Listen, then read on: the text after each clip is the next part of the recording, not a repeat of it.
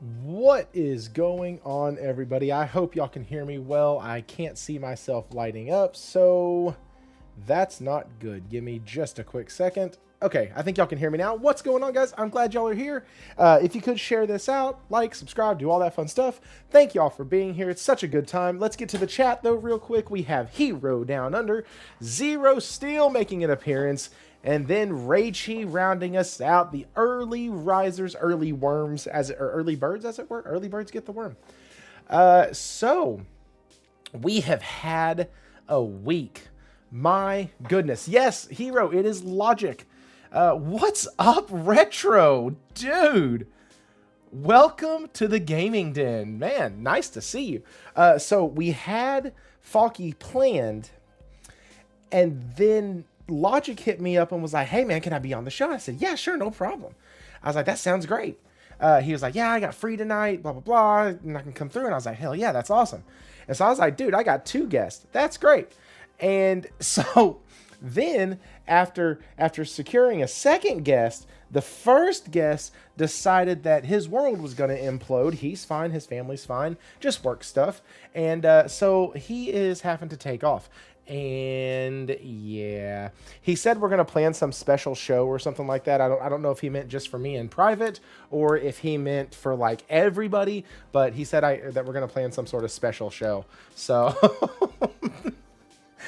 and that's what we're going to do. Speaking of a special show, guys, we do have a hell of a lot of stuff to talk about tonight. There were 4 game shows over the last 10 days, and all of them I would rank about an 8 or higher. I feel like every single one of them did very, very, very well. So that is one of the things we're going to talk about tonight. That's a lot of stuff to unpack there. Some of the other things that might get interwoven into that, there was an interview done with Asha I think the day after, I think yesterday.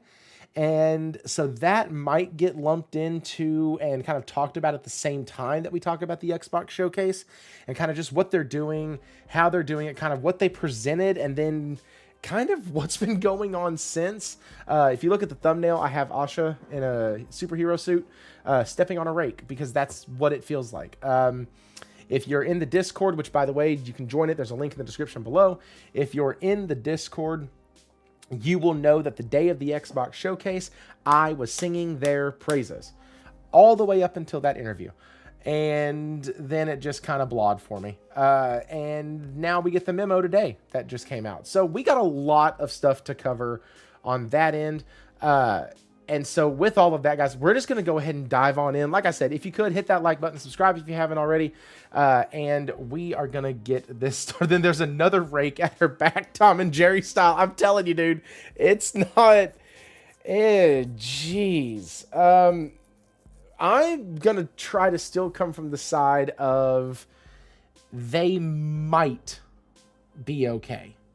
But I don't know what okay looks like, and I think that's where we need to pull that thread. What does okay look like? What is that? Third party, first party? Is that platform holder? Is it some of the stuff she says also in that interview just really irk me? Almost like the heads of Microsoft have taken the last 24 years of Xbox and just thrown it in the toilet and are just trying to start from the ground up. And like there's some excitement to that, but there's also something in me that's like, guys, y'all can't act like y'all are just now starting this crap. Like y'all have way too much experience to be hitting reset and restarting everything. Like, so Zero still said the okay is when she still got a hive mind. Yeah. And so there's a lot to unpack with that interview. Y'all know I really love doing stuff like that. But with that being said, we have another guy here who is really smart and loves gaming as well, loves the industry, the front end, the back end, loves it all. And so let's get him in now. Hang on. Expo. Wait. I was about to introduce GameLogIQ. Let me bring him in. But I want to read a Nate's comment real quick. Okay, here we go. It says, first of all, GameLogIQ, what's up, man? How are you? First of all, I feel a little attacked. About what? So what people don't know is our pre-show chatter, where you said you asserted that I felt a little lower energy than usual tonight. Oh. So first of all, F you with the doorstop. Second of all, I didn't. Second of all, what? Second of all, I think part of the reason I'm down is because of what you talked a little bit about in your opening monologue, which is all of the Xbox stuff, which is not about gaming, and which is it's fucking depressing. Grand masterful plan, a script of fanfic, which I hope we get into tonight. We will. But yeah, that part has definitely had me down. So yeah, but hopefully we'll pull out of the rut as you so perceive it. Yeah, it's man. I was like that dude that was out mudding in his truck having a great freaking time, and then just hit that devilish rut and is like, well, shit, we're stuck again. Never mind.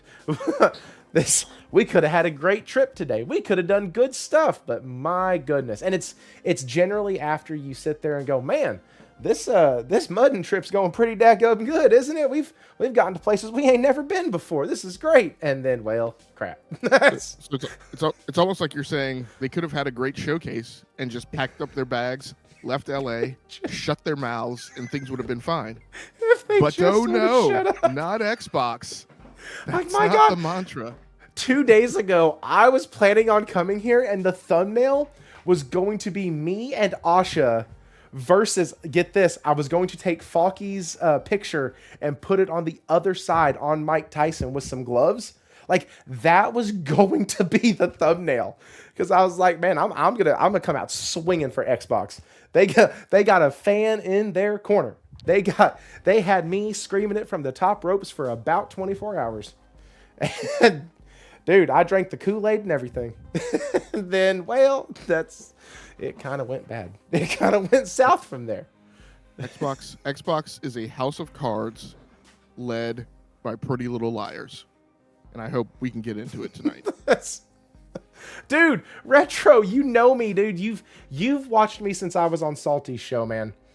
I have always and forever been the guy that wants Xbox to do very well, or at least be scrappy. And my goodness, let's just get into it real quick. First of all, guys, it's really fun to watch gameplay.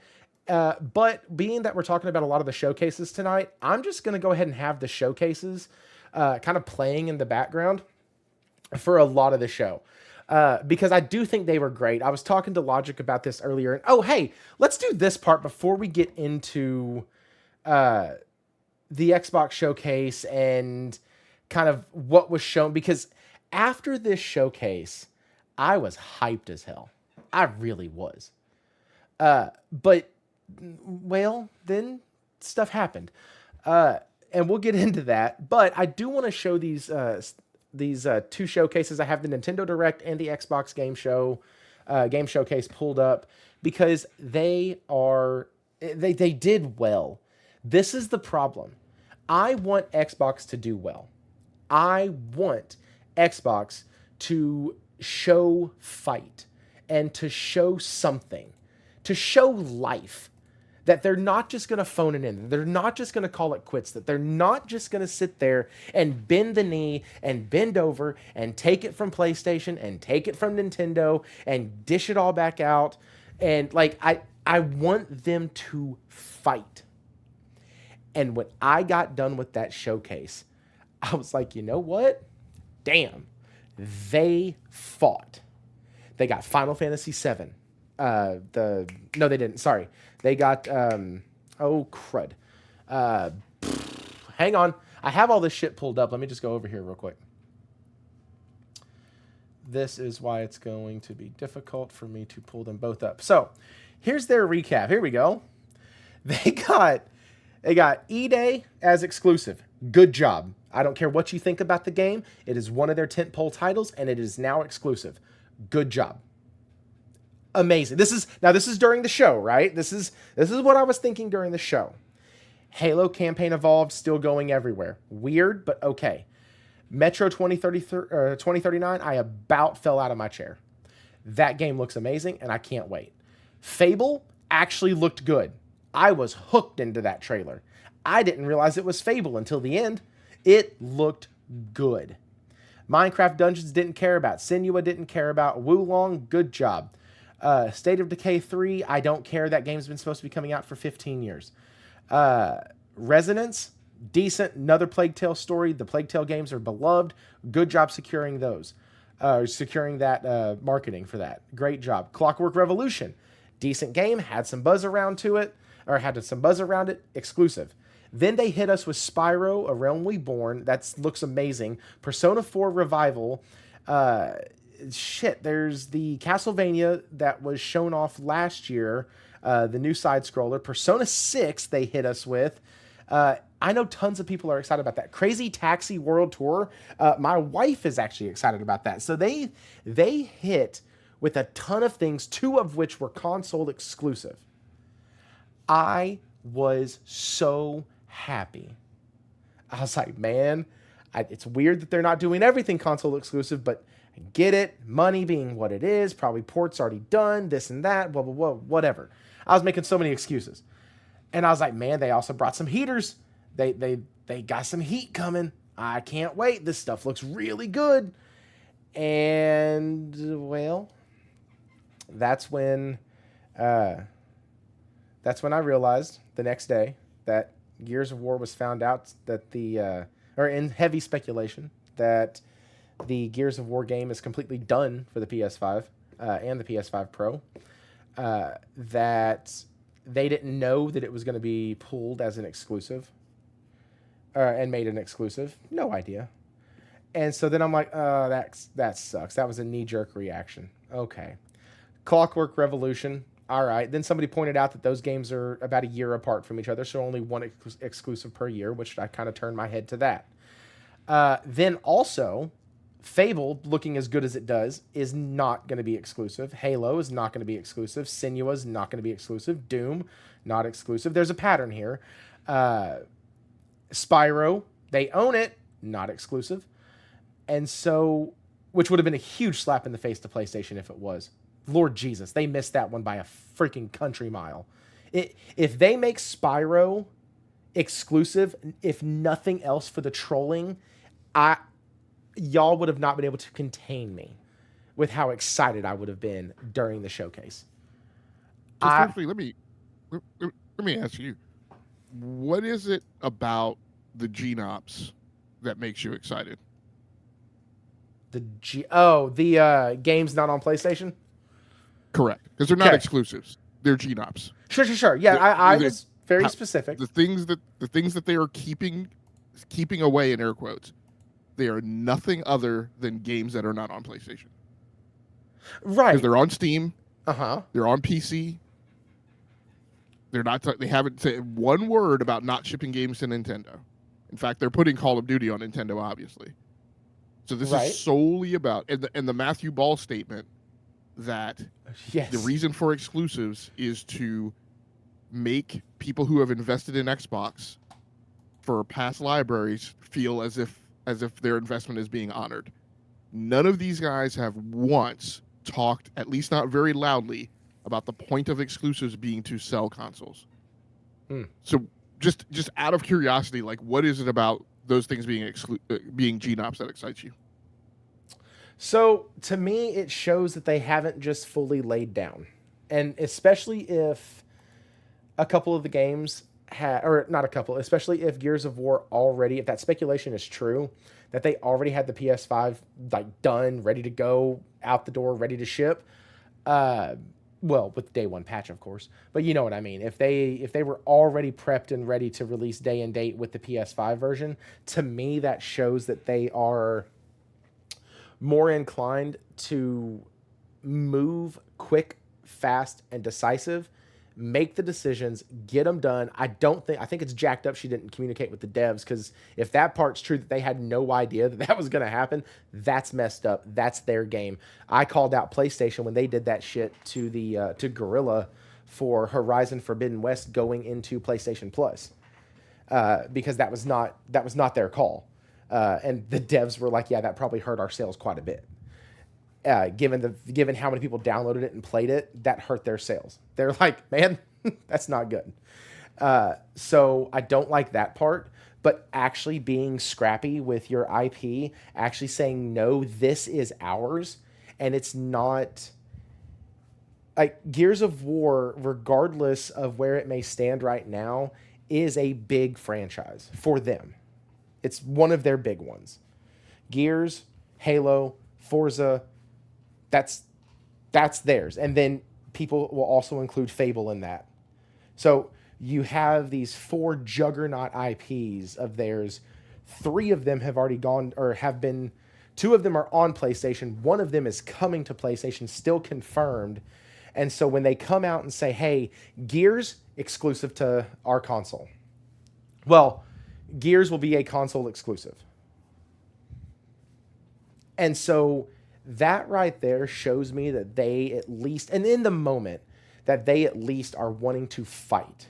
They're at least wanting to show that they're not completely going to roll over. And so that's what really... That's why I like them. I like seeing games that, like Clockwork Revolution, I like seeing games that had me interested when they were supposedly coming to PS5, that now still have me interested, but they're staying on the Xbox console. Now, granted, I have a PC, and I'm pretty sure the game doesn't look too graphically taxing, so I'm pretty sure my PC will be able to play it still. But I do like that they are fighting. That to me is good. It's something that I've wanted to see for a while, and for the last couple years, it looked like Phil was just rolling over and taking whatever the quote unquote industry decided to shove up in him. And well, he lost his job because of it, and so that's why. Long answer, but that's why. Yeah, I mean. That's exactly what I said in the Discord, too. That's what had me so excited. I felt like they were being scrappy again. I felt like there were several companies being scrappy over the last week. And... I'm sorry, go ahead. I was going to say, and I really enjoyed that. That's one of the things that I also wanted to talk about tonight as we discussed the different showcases, was the fact that these showcases... the developers who were shown, the choices that were made, where to put games where, what shows you gave games to, things like that, all of it kind of spoke... Oh, not all of it. There were a few things that spoke a little bit more to me than just, oh, cool game. That's awesome. One of them was the Power World trailer. That whole trailer was a troll job to Nintendo. I laughed hysterically through that entire trailer. I about snorted when I saw the second Pokeball looking thing explode and the Pokemon come out, or the Palmon, or whatever the hell they're called, come out of it. I was like, oh my gosh. And they like zoom in on it. And so like this whole thing was just scrappy to me. And I really enjoyed that. Sorry, go ahead. So let me ask you this. So clearly the decision was not made for business reasons. Right? If the level of effort had already been expended to code a version of that game for PlayStation 5, then making the decision to take it off the table is clearly not to make money. So it seems that the decision was made at the behest of their fan base, and their fan base that is predominantly on social media. Do you respect their decision to keep the game exclusive based on that?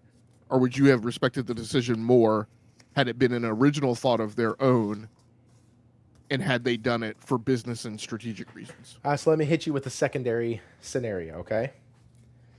The reason why they did it wasn't to make money. You're absolutely right. The reason why they did it was to fictitiously restore trust in the brand.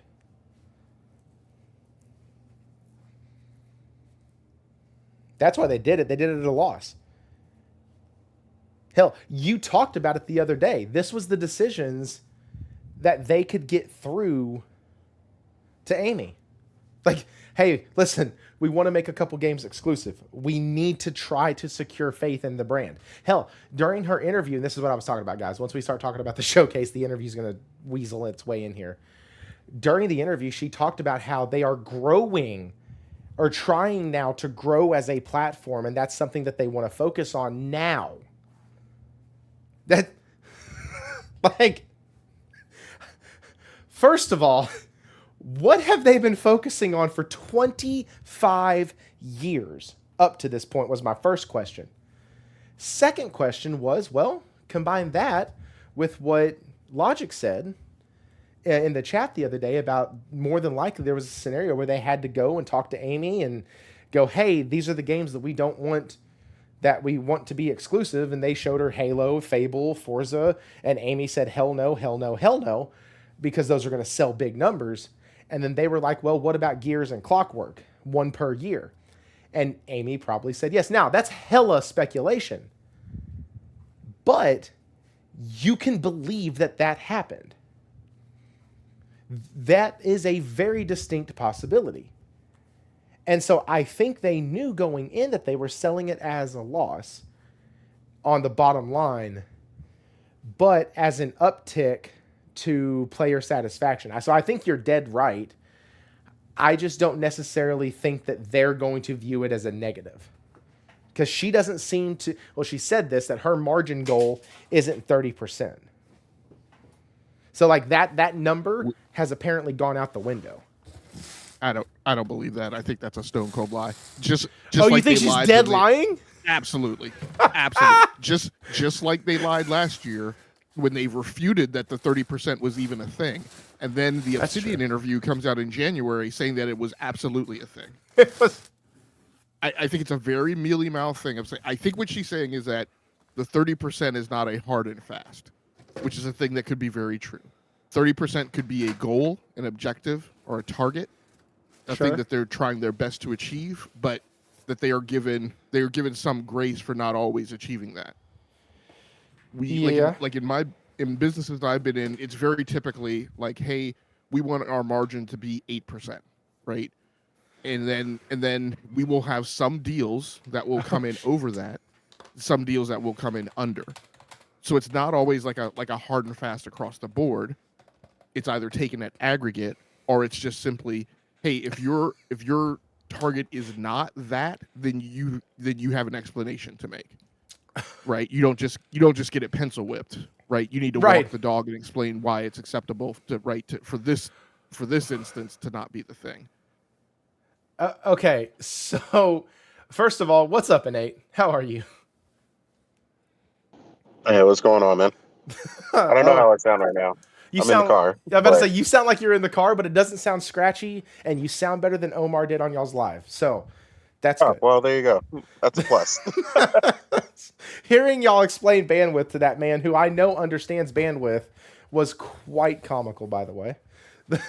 Yeah, he's struggling. I'm ready for him to get back in his apartment. So hopefully they finish that work they're doing really soon. And I know he understands bandwidth, and your butt's going, no, if you keep talking, you use more. That's funny. Yeah. He was struggling that day. He wanted to talk so bad.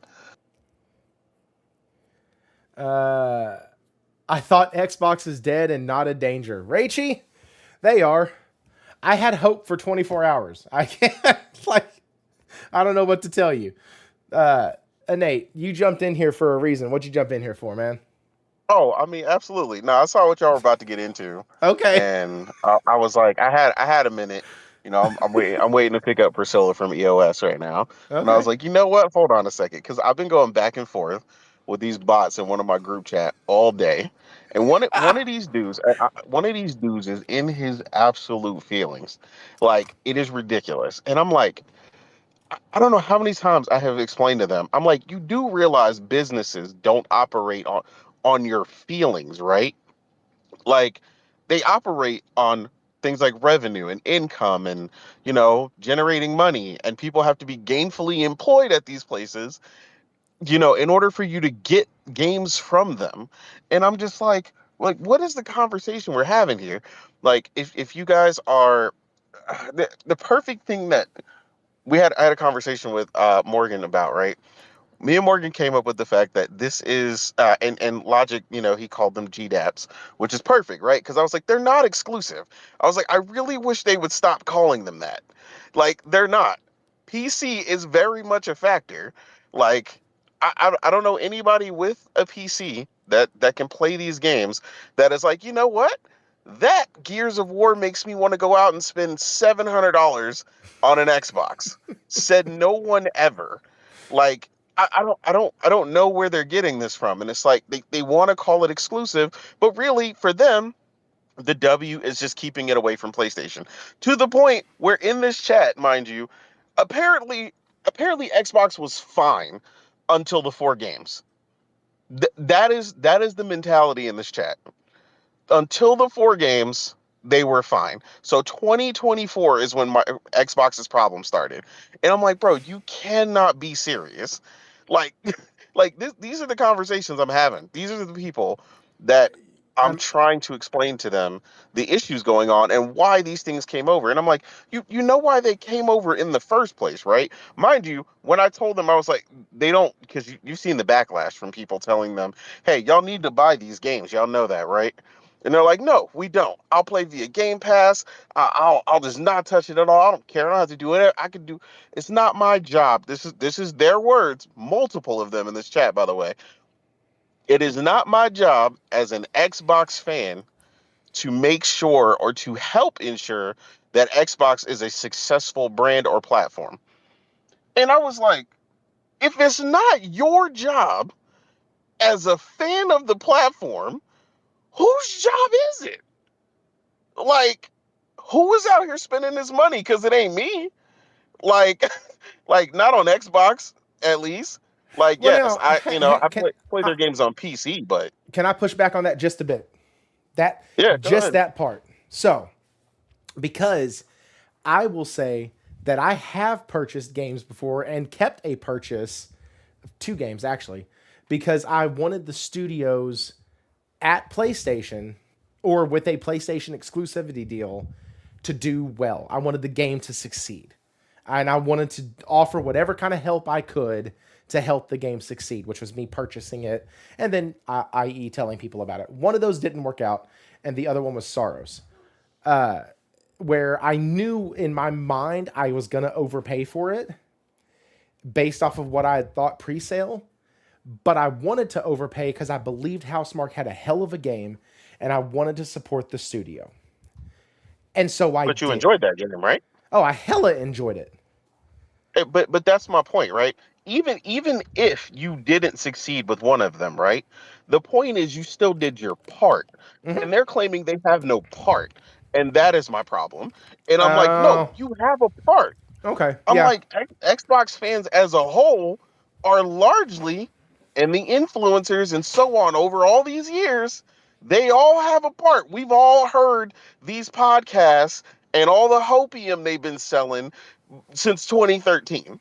They are at fault.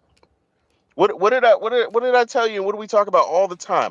Hey, what do I tell you about PlayStation? I'm on their neck right just now. ready. Yeah, I am.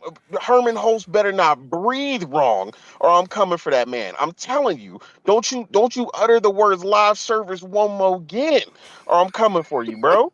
Like, don't play with me. Like, if Naughty Dog don't at least launch Intergalactic this generation, I'm coming for you like razor blades and lemon juice. Like, but that is not the problem, right? I'm on their neck all the time. You don't have to ask me. You don't have to say like, oh well, what about PlayStation? I'm like, what about them? I didn't smoke. I got smoke for them every day of the week. Every little thing that they do, I'm like, I can't believe you wasted money on that. But if you ask the Xbox delegation, is there a problem at Xbox? The answer is no. Everything's fine. Everything's great. We just got some exclusives. It's gonna be great.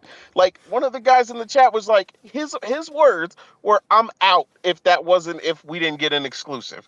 Oh, that's great. Gears is exclusive. I'm in. What does that mean? Like, are you a fan or are you not? Like, I have never sat up here and gave some weird ultimatum to something that I'm interested in. I want to play Fire Emblem. Guess what? I picked up a Switch too, entirely for that, because that is how I like that game is that fire to me. It means that much to me, and that is the end of it. That is my job to support that game that I want to see made for the rest of my life. I want them to make Fire Emblem till I'm on hospice. Like, that is how long I want them to make that game. Like, I don't understand where these people think they have no play in supporting these titles, and then on top, and then want to tell me you want games taken away from a platform that often is 60+% of your sales. Mm. Like, do you want the company around or not? Because I do. I want to play Fallout 5. I'd like for Bethesda to still be here. And guess what? I have no choice but to support it where it's at, because right now Xbox has that studio held hostage. And if Xbox goes down, I don't know what's going to happen to them. And if I don't get Fallout 5, I might snap. So, you know, like this whole PlayStation fans or whatever want, Xbox to fail. Nobody wants them to fail, dude. Like, I want Xbox to succeed so bad it hurts, but I can't force the issue. Like, I can't make them buy the games. But it's This is like, how I look, feel bro, right now. I want them to like do it's so killing well. me. That's what I'm saying. Like, I want them to do so well, so bad. But I'm like, I'm listening to the conversations from people who are left on this platform. And I'm just like, y'all don't sound like y'all are enthusiastic about these, titles that you're begging for. And ultimately, like I said, the celebration in the chat was exactly what Logic said, was just, oh, it's not on Mm. PlayStation. Yay. And I'm like, that's it. That's what I'm getting. That's it. Because I had to, It's just about like, it's clout. killing. Yeah, They don't. It's exactly. just about clout, and they don't even actually care about the games themselves. Exactly. And that's the part that's killing me. I'm like, am I the only one that cares? Like when Gears, I heard so much about Gears 5, right? I was one of the few people that even completed the Gears 5 campaign and then went on to play the DLC that again I heard so much about, but none of them really played. And I'm just like, do y'all care about these games or not? Like, I'm like, I don't know what to do. Like, I'm hearing a lot of talk on one end, but not a lot of support on the other end. And I'm just like, Mm. I don't know. Like, dude, I'm not, like you said, you supported something and it didn't work out, right? Mm-hmm. But you've also supported things and it has worked out, right? Oh, sure. I've supported things for years that I never thought would see the light of day or they'd never get a sequel or whatever. And I'm like, oh my God, yes. Like the things that we have gotten that have shown up, like Mega Man Battle Network, my guy. Like, I never thought it was a collection of all of them. You have no idea how I flipped out over that. But like again, that was the support. And when it came out, I supported it day one, no problem. Like, it's a lot. But you get the point. Priscilla's coming to the car, so I'm gonna run away. But y'all get what I'm saying. I'll be back. Yeah, man. All right, later. So So my thing about the GNOPs, right, is and what would normally on a platform be called exclusive, which means you are coding and developing software for the explicit purposes of deploying it to a singular target, a singular piece of hardware. The reason I get excited about games of that ilk is because I believe, especially when you put that in the hands of an S-tier studio, that when an S-tier studio is granted the opportunity to code and develop for a singular hardware target, that they are being given the best chance at making some of the greatest games that we have ever played. And when we talk about that for Xbox, number one, they're not exclusives. They're not going to a singular hardware target. They're just GNOPs. Two, I don't think, and we can run through the roster tonight, I can't think of a studio that I would call an S-tier studio at Xbox. And three, I don't see the results coming from that opportunity of those things deploying to N-1 hardware targets, giving them, those studios, an opportunity to make some of the best games that we have ever played. I look at Gears of War, and Gears of War is a great-looking Unreal Engine 5 game. That does not necessarily equate to a great game. That means in the world in which we have all these studios dependent upon Unreal Engine 5, that there is a studio which can do amazing things with Unreal Engine 5. That is not a global universal statement of a great game. Gears looks like a great Unreal Engine 5 game. Its changes in mechanics, its sixth time out of the gate in a campaign oriented, largely single player type of motif, even though yes, it has co-op. It is making very incremental changes. Somebody left a comment on the YouTube video on Brap Show saying, "Hey, you looked at that game and you just say that it's just the same. That's an asinine opinion." I'm like, and I didn't respond to him, but I'm like, bruh, they added a slide, a little bit of verticality. I'm like, if that's your interpretation of a change after 6 iterations of a video game over 21 years, that's like a huge leap forward, that you just have a very low threshold of quality and a very incredibly low set of expectations. And I don't see anything from a script writing, story writing, voice acting, mocap, performance type of delivery that tells me that this game is going to punch way above the belt of any previous Gears game. So I think we're getting the same Gears game rendered excellently in Unreal Engine 5 with a very slight incremental change in game mechanics. That doesn't equate to me to knocking something out of the park. That warrants the notion of GNOP, and it's not an exclusive, and the LOE was already expended to make a version of that game for PlayStation 5. So we're not getting a great game, which is the whole point of exclusives, to me. Clockwork Revolution, like I give a little bit of grace and a head nod in that direction. If In Exile is alleviated of the pressure, schedule, complexity, and risk of making a version of that game for PlayStation 5, and that allows them to cook that much better for that game, great. I don't know when they were going to start making the PS5 port. It's arguable that maybe they haven't, because that game's not coming out to 2027. Maybe it wasn't going to happen until later in the dev cycle. I don't know. But if that de-risks that project for them, then great. And if they deliver a great game and it's looking great, it has a lot of devs who did Arcanum of Magic Obscura, which is one of my favorite games from the early 2000s, then great. But like, teams, that's what has to happen. Teams need to be given that opportunity. And I'm like, to believe that it's going to have that type of impact here on the tail end of the Xbox Series generation, when they have not delivered a great game the entirety of this generation, I just have a really hard time believing that that's going to be the end result and outcome. So I want to answer one of your questions from before. The Playground games, I think, is the closest thing that they have to an S-tier studio at this point. I do think Gears of War looks really good. I understand your standpoint on it, but I also know that if they gave me an Uncharted 5, I would want it to play pretty damn similar to Uncharted 4 and Uncharted 3 and Uncharted 2 and Uncharted 1. Now, I say that knowing dang good and well that I played God of War 1, 2, and 3, and then I played 2018, and I absolutely adored the shift in combat style and tonality and kind of everything that was done different, right? I kind of really enjoyed that.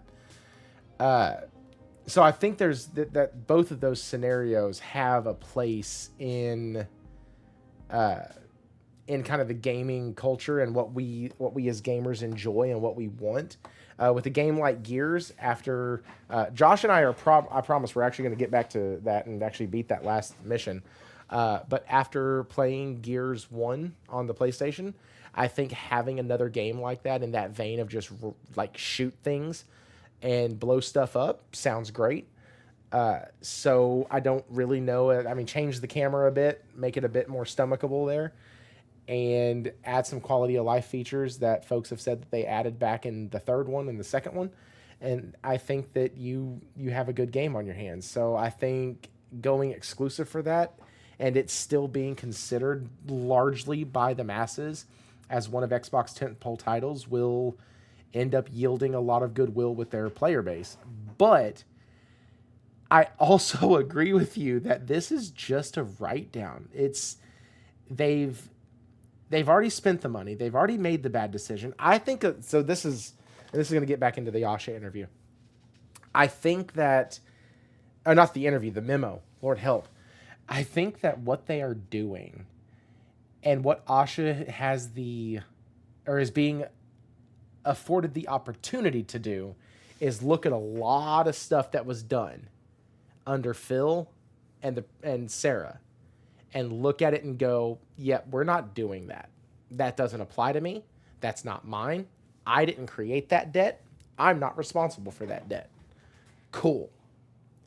Going forward, how do I make sure I don't F that up? And how do we get us back on track? That's where the Great Reset comes from. There's about to be a massacre within Xbox. Like, it's just hide and watch. There is about to be a massacre coming for Xbox. So at some level, as much as it irritates me, they are going to look a lot different going forward, one way or another. And so making it a console exclusive, you're right, it's just to throw shade at PlayStation. And that makes me happy.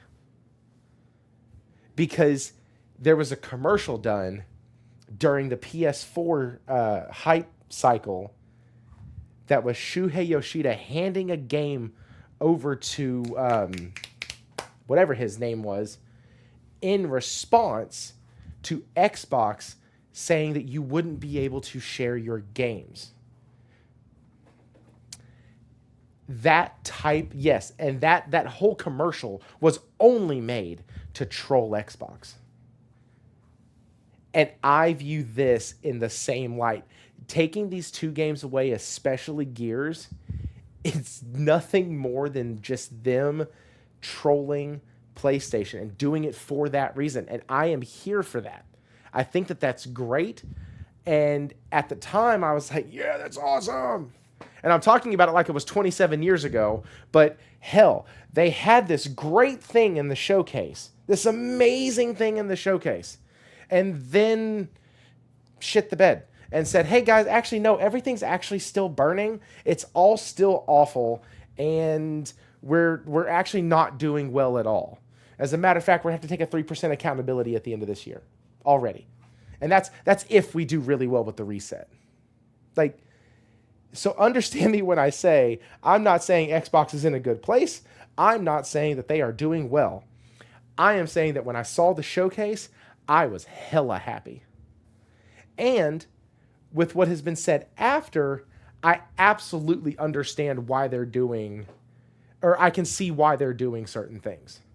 And so that's kind of where I'm on that. I'm at on that. Yeah, like I said, I'm not out to change your mind about things like that necessarily. I just, just my perspective is, exclusivity exists for two reasons. It exists to grow the user install base and get people to buy the box. Is that going to happen on Xbox? Absolutely not. You're not gonna ship one exclusive per year on a case by case basis so that any potential consumer in the addressable market has any notion of confidence of what they're getting by buying your box when your box is $650. And even if they do buy the box has 98% of its install base on Game Pass. So that's how they're going to consume the game. They're not going to buy it. They're going to play it through Game Pass. And you're not keeping 30 studios afloat making projects at a median of $100 million per project to ship them to a user install base of 35 million people who don't buy the game. Like, none of that makes mathematical sense. Agreed. And then the bigger issue for me personally is all that's great if you make great games, and where I not differ with you, but like the nuance and the difference is all the things that you said. Absolutely, Gears of War is going to be a playable game. Absolutely, Gears of War may be a desirable game. But when I talk about the S-tier studios making great games, some of the greatest games we have ever played, I'm talking about those S-tier studios making Tilu 2, God of War, Returnal/Ceros, however you want to look at that. Gran Turismo, right? I'm talking about people who make creative works that are at the pinnacle of their game and are regarded as such by the media, by gamers, and by the development community themselves. And I just don't see the Xbox games hitting that apex of zeitgeist. I could be wrong, but you know, and that is what I want them. That is what I want to see them try. I don't want to see them banging a drum to gain clout with their user base, who quite frankly is full of brain rot and doesn't know great games and wouldn't know how to appreciate a great game if it had bit them on the ankle. I want to see their hyper focus being on making great games, and that is not their hyper focus. And Matt Booty isn't the person that you put in the seat to captain that type of ship, because that guy also wouldn't know a great game if it ran up and bit him on the ankle. And that's where I just don't see the focus. I don't see the focus on making these magnum opus titles right out of these studios. There's a lot of babble about the tech. Yeah, yes, I would agree that Fable is one of the first games. And my God, dude, the casting, you mentioned it, but the casting. Oh, yeah, Haley Atwell. Oh, my God. I saw it, and I was like, this looks freaking amazing. I'm sitting here watching the trailer going, I need to know what game this is and when I can play it. I am, like, in it. And I'm looking, and the trailer's keeping on going, and it says Fable. And I'm like, that's not the game I saw a year ago. I was on board that game because of Haley Atwell, and I knew it was Haley Atwell before I knew it was Fable. Look, there's not a lot of women whose bathwater I would drink. Haley Atwell is one of them. Wasn't she Hawkeye? She was Peggy Carter in the MCU. Okay. Okay, so she was in the MCU. Wait, I thought she played Hawkeye. Was that not her? No, that's Haley Steinfeld. Haley Steinfeld. There we go. Yep. Got it. Thank you. So we have a retro gamer guy, member for 24 months. Hey, man, I know you don't make it to the chat often, but I appreciate the continued support, man. That's awesome. Thank you.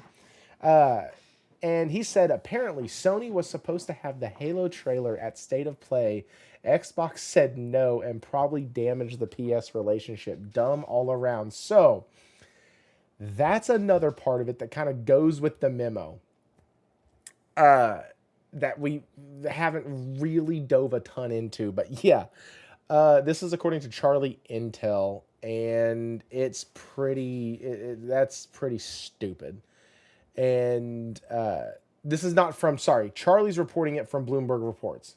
Let me be clear how I say that.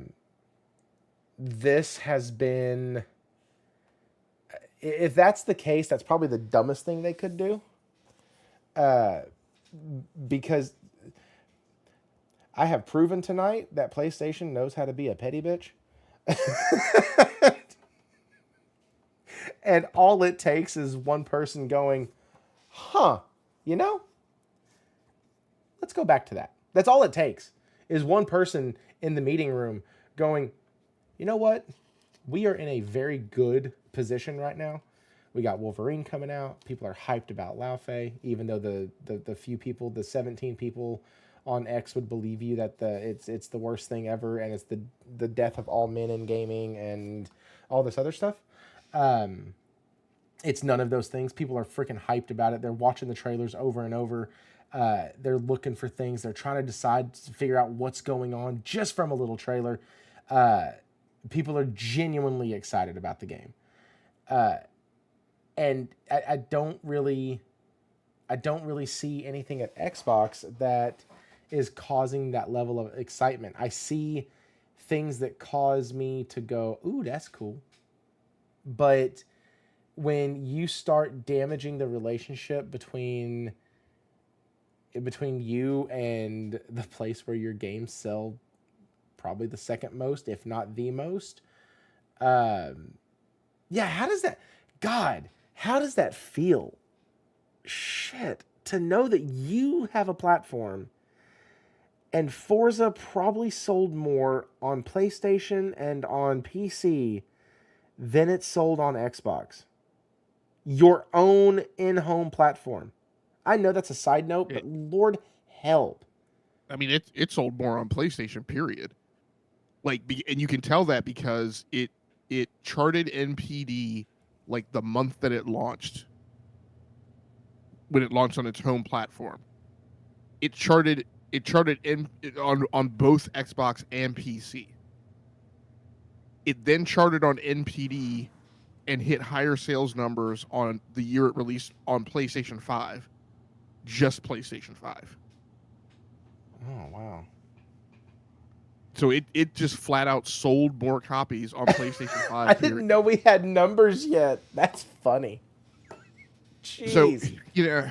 So I mean it's yeah, I mean and so this is why I say like it's clearly not, and this is the problem, right? The problem is all of the mealy mouth doublespeak. It's our North Star is going to be daily active users, but we've made this last minute decision to keep Gears of War on Xbox. Oh, Tom, that rumor that you heard that this was a last minute decision is untrue.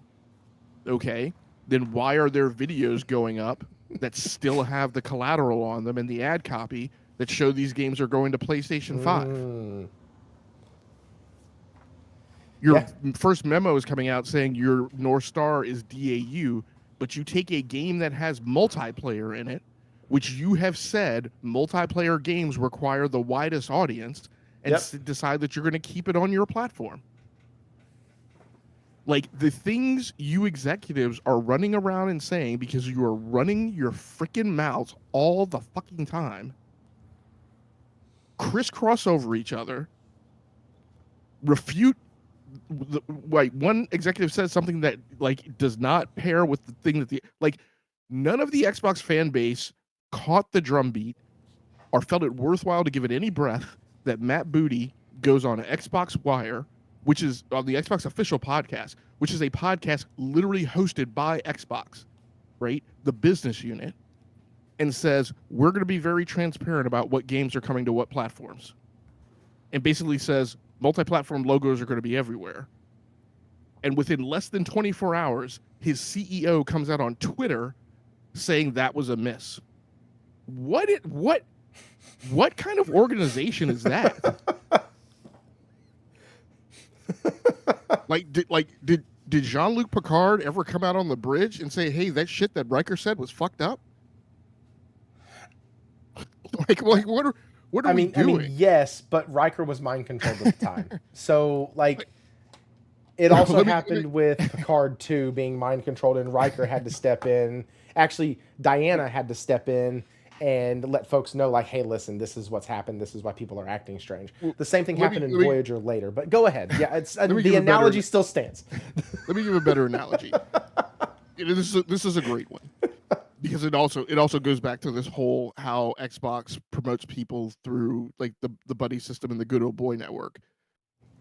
When Forrestal released, head of software at Apple, released Apple Maps, and Apple Maps was a travesty, Tim Cook asked him to put out a public apology. Forrestal refused, and he was gone. Did all of that happen out on Front Street for all of the world to see? Did Tim Cook pop up on his Twitter account and say, "We shipped Apple Maps, that was a miss, and we own it"? Like, none of that foolishness happens, except at Xbox. I mean, quite frankly, it's a professional embarrassment, in my opinion. And the telltale sign that also it's all being scripted, let me just go ahead and fast forward to that point, is the beef that went back and forth between Greenberg and Tom Warren last week. I'm like, first of all, you guys were literally just on the ground next to each other, right, at Summer Game Fest. And in what world does Aaron Greenberg, the vice president of marketing at Xbox, not have Tom Warren's number? Or where Aaron Greenberg, the vice president of marketing at Xbox, can't have one of his minions go get Tom Warren's number? Or in what world does the vice president of marketing at Xbox, Aaron Greenberg, not be able to DM to Tom Warren and work that dirty laundry out, right, behind a closed door, and have Warren come out and say, hey, I just talked to somebody at Xbox. I was told this rumor was inaccurate, right? That was deliberately put on Front Street to keep Xbox in everybody's mouths. Literally, Xbox is VOD International. And all of these superhero activities that you think that you're seeing that's real are not.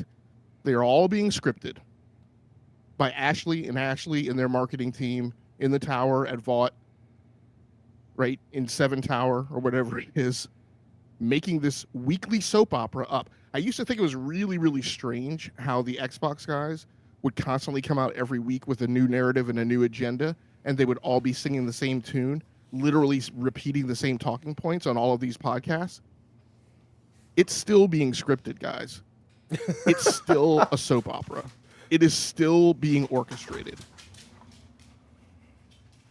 I mean, and part of the problem with the House of Cards, run by the Pretty Little Liars, is it's really, really hard to keep your story straight and to not have gaffes get out into the public eye when you're constantly telling lies, because you can't keep the story straight. Well, and that is exactly what we're seeing unfold. I'm sorry. We saw that. No, you're good. We saw that 2 years ago with the whole exclusive argument.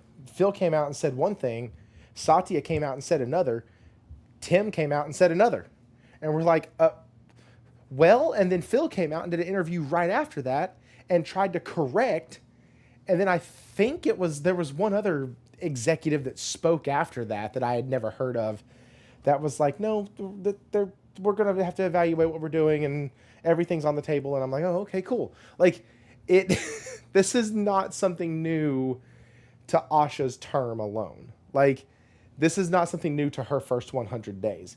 This has been what they've done for a long time. Me, like an idiot, I see an interim head coach get changed out mid-season, or I see an interim head coach come in mid-season, and I'm a Cowboys fan, and I'm like, hey, when we got Jason Garrett, he came in and took us 4-4. He brought us back to fighting. Great. That's where we're gonna be. When Barry Switzer came in, he took us to the Super Bowl. Awesome. Yeah, I know it was still Jimmy's team, but like, so I'm looking at this through the lens of sports, and I go, this interim is doing some cool shit in the first 100 days. That's awesome. And then they go and, like we've talked about a couple times already, they go back to what they've been doing. The double speak, the talking through both sides of your mouth, the saying one thing to make it sound really good, to church it up a bit, and then once you do that, it just falls all over the place when people ask even the slightest rebuttal question. What about blah, blah, blah? Well, I don't really know. Oh, okay. Or it's a redirect. Like, if I wanted to, and if I was solo tonight, which if Logic wasn't here, I would have been, we would have broken down the interview bar by bar, like I've done before. I love doing that. I've done it with Sarah. I did it with Phil. I did it with Shuhei. I love breaking down these interviews bar for bar. I think that's the best way, and they're live, and you can see their entire body language and mannerisms, which, by the way, she is much better at making me believe what she's saying than Sarah Bond ever was, period. She talks very, very well. Like, I was watching the interview today, and I was like, dang. Either she is a complete sociopath who actually believes everything that she's saying right now, or she's a really good liar. Because Sarah couldn't lie to save her life. Phil Spencer could redirect, Sarah couldn't lie. Her eyes were too shifty and gave her away every time. But with Asha, she's really good at it. Or she actually believes what she's saying. I don't know which one's worse. But I think she's gonna like. I think she, having read her background, I think she comes up, and I've dealt with these people on multiple occasions. I think she came up in that whole Silicon Valley, right, venture capital startup space, right, working at Instacart and other places. the time that she spent at Facebook. I think she has the whole body language and one-upsmanship thing down, and just the Liars Club, right, approach to public speaking. And I believe that's maybe part of kind of what you're seeing. Yeah, it's because I was watching it and I was like, man, she's not even like over smiling. Like a lot of times in interviews, these C-suite people will just over smile to try to deliver something cool, or like offhanded chuckle about something that wasn't funny, or I couldn't even see like how the heck they even find that like humorous at all, but just as filler. She doesn't do any of that. She's like locked into this damn interview, and I'm like, shit, she's really good at this. Okay. Well, here's another telltale sign, right? In this interview, or maybe this interview or another interview, I can't keep them all straight. She says, as Josh Ayers pointed out, she says by 2030, she tells Emily Chang, I want to be known as the best gaming and entertainment company. That was this one. And I'm like, in 4 years, like parse that and make that make sense. Well, because they're already the number one publisher. By what metric? That's the real question. But she said we are the number one publisher. Like they're large. They have the most studios, but like how are they selling the most units of software? I don't know that that's true. Like they're they posted earnings of either 24.5 billion or 23.5 billion for F125. They're headed towards, and they've made 16 billion so far this year. Like, so they're headed to likely come in at somewhere between 18 and 22 billion, but there's a very good chance that they're going to be near that lower end. So again, like how does that put them in that space? But let me go back to the 4 years thing. She's saying in 4 years they want to be the number one gaming and entertainment company. Yes. I'm like, you're not number one now. You're not near number one. You're not shipping Project Helix until at best, the tail end of 2027, but probably 2028. You're not making advancements towards being the number one gaming and entertainment company on the Series console because your earnings are absolutely a dumpster fire. And now you've been losing for 2 quarters in a row. You've been losing headway on software and services, badly. Which was the one thing that was really keeping you afloat. Now you're going negative on that. So likely that trend is to continue for the next 2 years, right? Till you get Project Helix out the door. Project Helix is coming in looking to be very expensive. The notion of exclusives, in air quotes, is highly dubious on that if you're going to have multiple storefronts on it. Selling competing games on other storefronts. And so unless you have some revenue share clause in place, I don't necessarily see how that moves you forward. That maybe keeps you afloat and keeps you from going under and becoming Sega, but it doesn't advance you towards becoming the number one. So this is your outlook over the next 4 years. The statement that I hope to be the number one gaming and entertainment company is an absolute fantastical pipe dream of fan fiction and world building on the order of magnitude of Game of Thrones. Like there's no possible way. And the other lie, hopefully I'll wrap things up, and the other lie that's very clear and very apparent, you make the statement, I don't know if it was this interview or another one, because again, it's hard for me to keep straight. You make the statement that if we see exclusives, what I call GNOPs, help the business become healthier, then we will do more of them. Okay. You're shipping Gears of War in October. You're not going to have data back on whether or not that helped until January. You've already told people that they're getting one exclusive in 2026 and one exclusive in 2028. So you've clearly made the decision that you're not shipping any more exclusives than that. Probably because Amy the Hood has told you you're not shipping any more exclusives other than that one per year. So you're not getting data back on it till January of 2027. You're going to ship Clockwork Revolution who knows when, but again, you're not going to get data back on that for a full quarter and into the month, right, following, but before all of the data is distilled and available and parsed for you to make sense of it.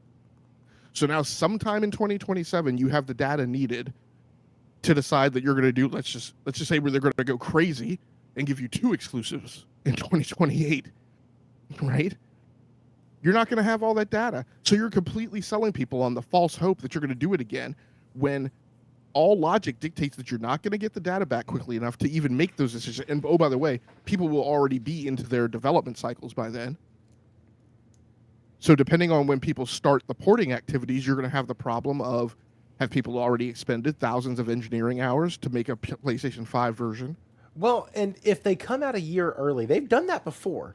They came out a year early and it didn't go well. Like they had to make up ground on the pro side of it. If I remember correctly, the PS4 and the Xbox One, came out a year before the PS4. If I'm correct in that, somebody correct me if I'm wrong. I think that's right.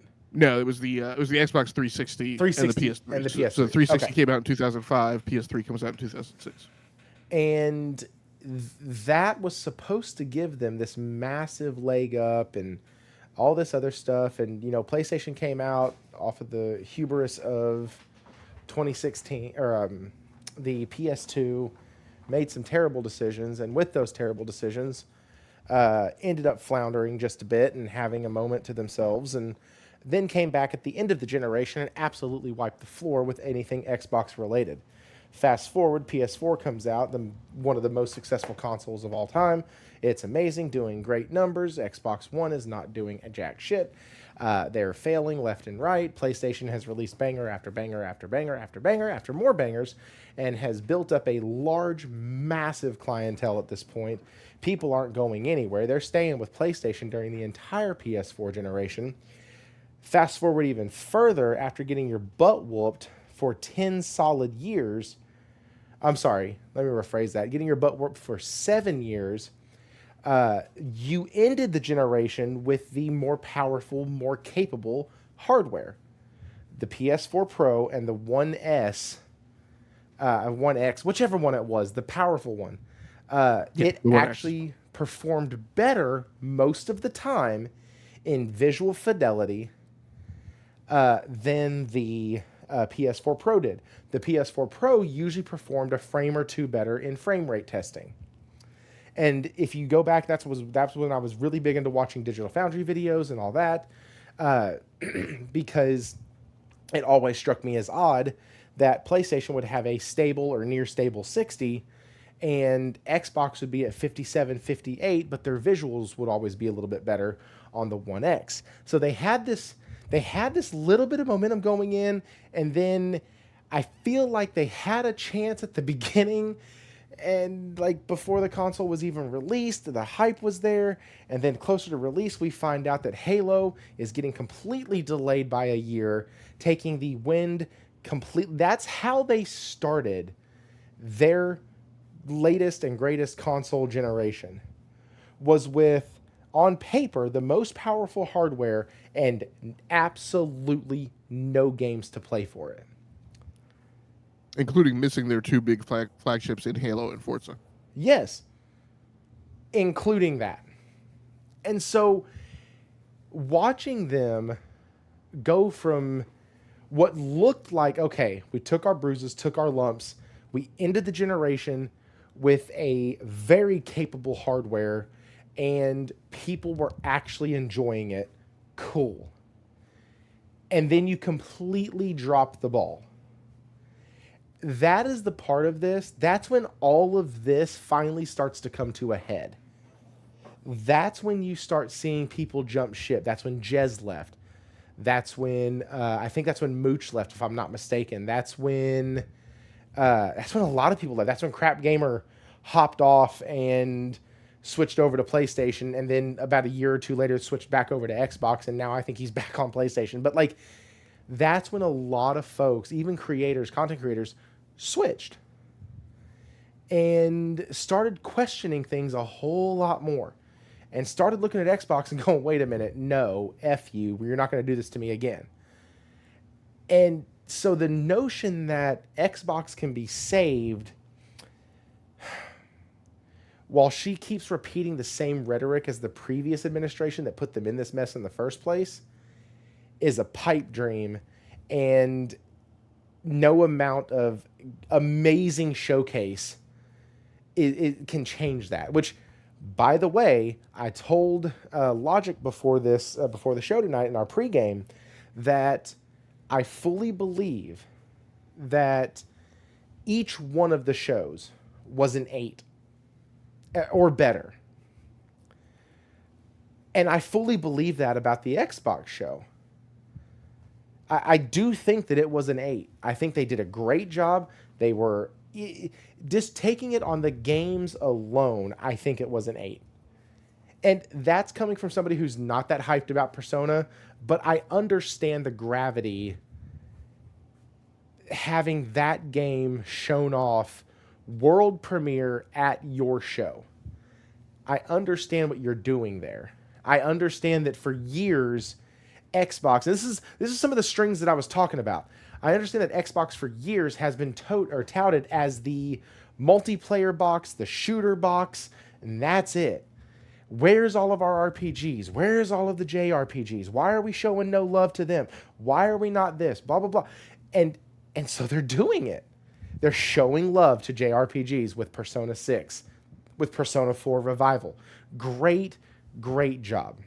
Like, those type of things are moves that they should have already been making. Asha in the memo said that they've spent $20 billion, not including the Activision deal, over the last, I think it's since this generation, for gaming.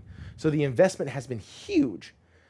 And they have nothing to show for it.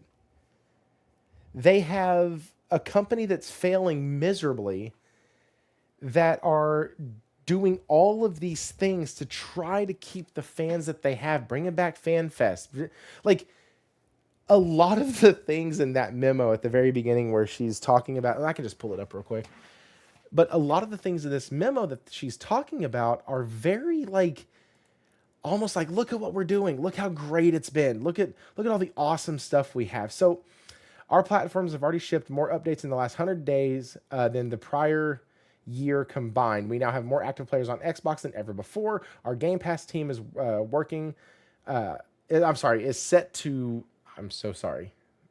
Game Pass team set to work fixing our offering, and after 8+ months of decline, our service has started to grow again.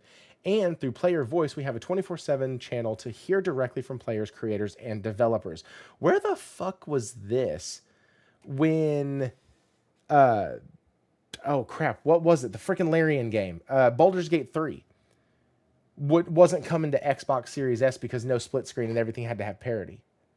Where was this when Black Myth Wukong couldn't make it over to Xbox because nobody at Xbox would return a fucking phone call? Here's my problem. Here's my problem is, like, she's making a big ado about this being new. This isn't new. Like, is she actually? This is actually offensive because this is, again, talking to us like we're stupid.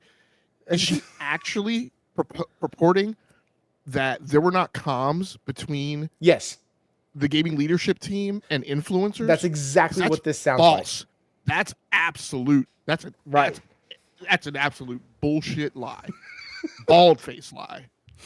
Those dudes were she's not saying all the time. But she's saying it without saying it. Automatically, It leads me to go, where the hell was this beforehand? This was there. They said they have great communication with their developers. Right. She's claiming, and in fact, we know that there is like a meeting room or something that they have frequently with developers, right? Where, you know, the technical teams are able to have direct conversations with them.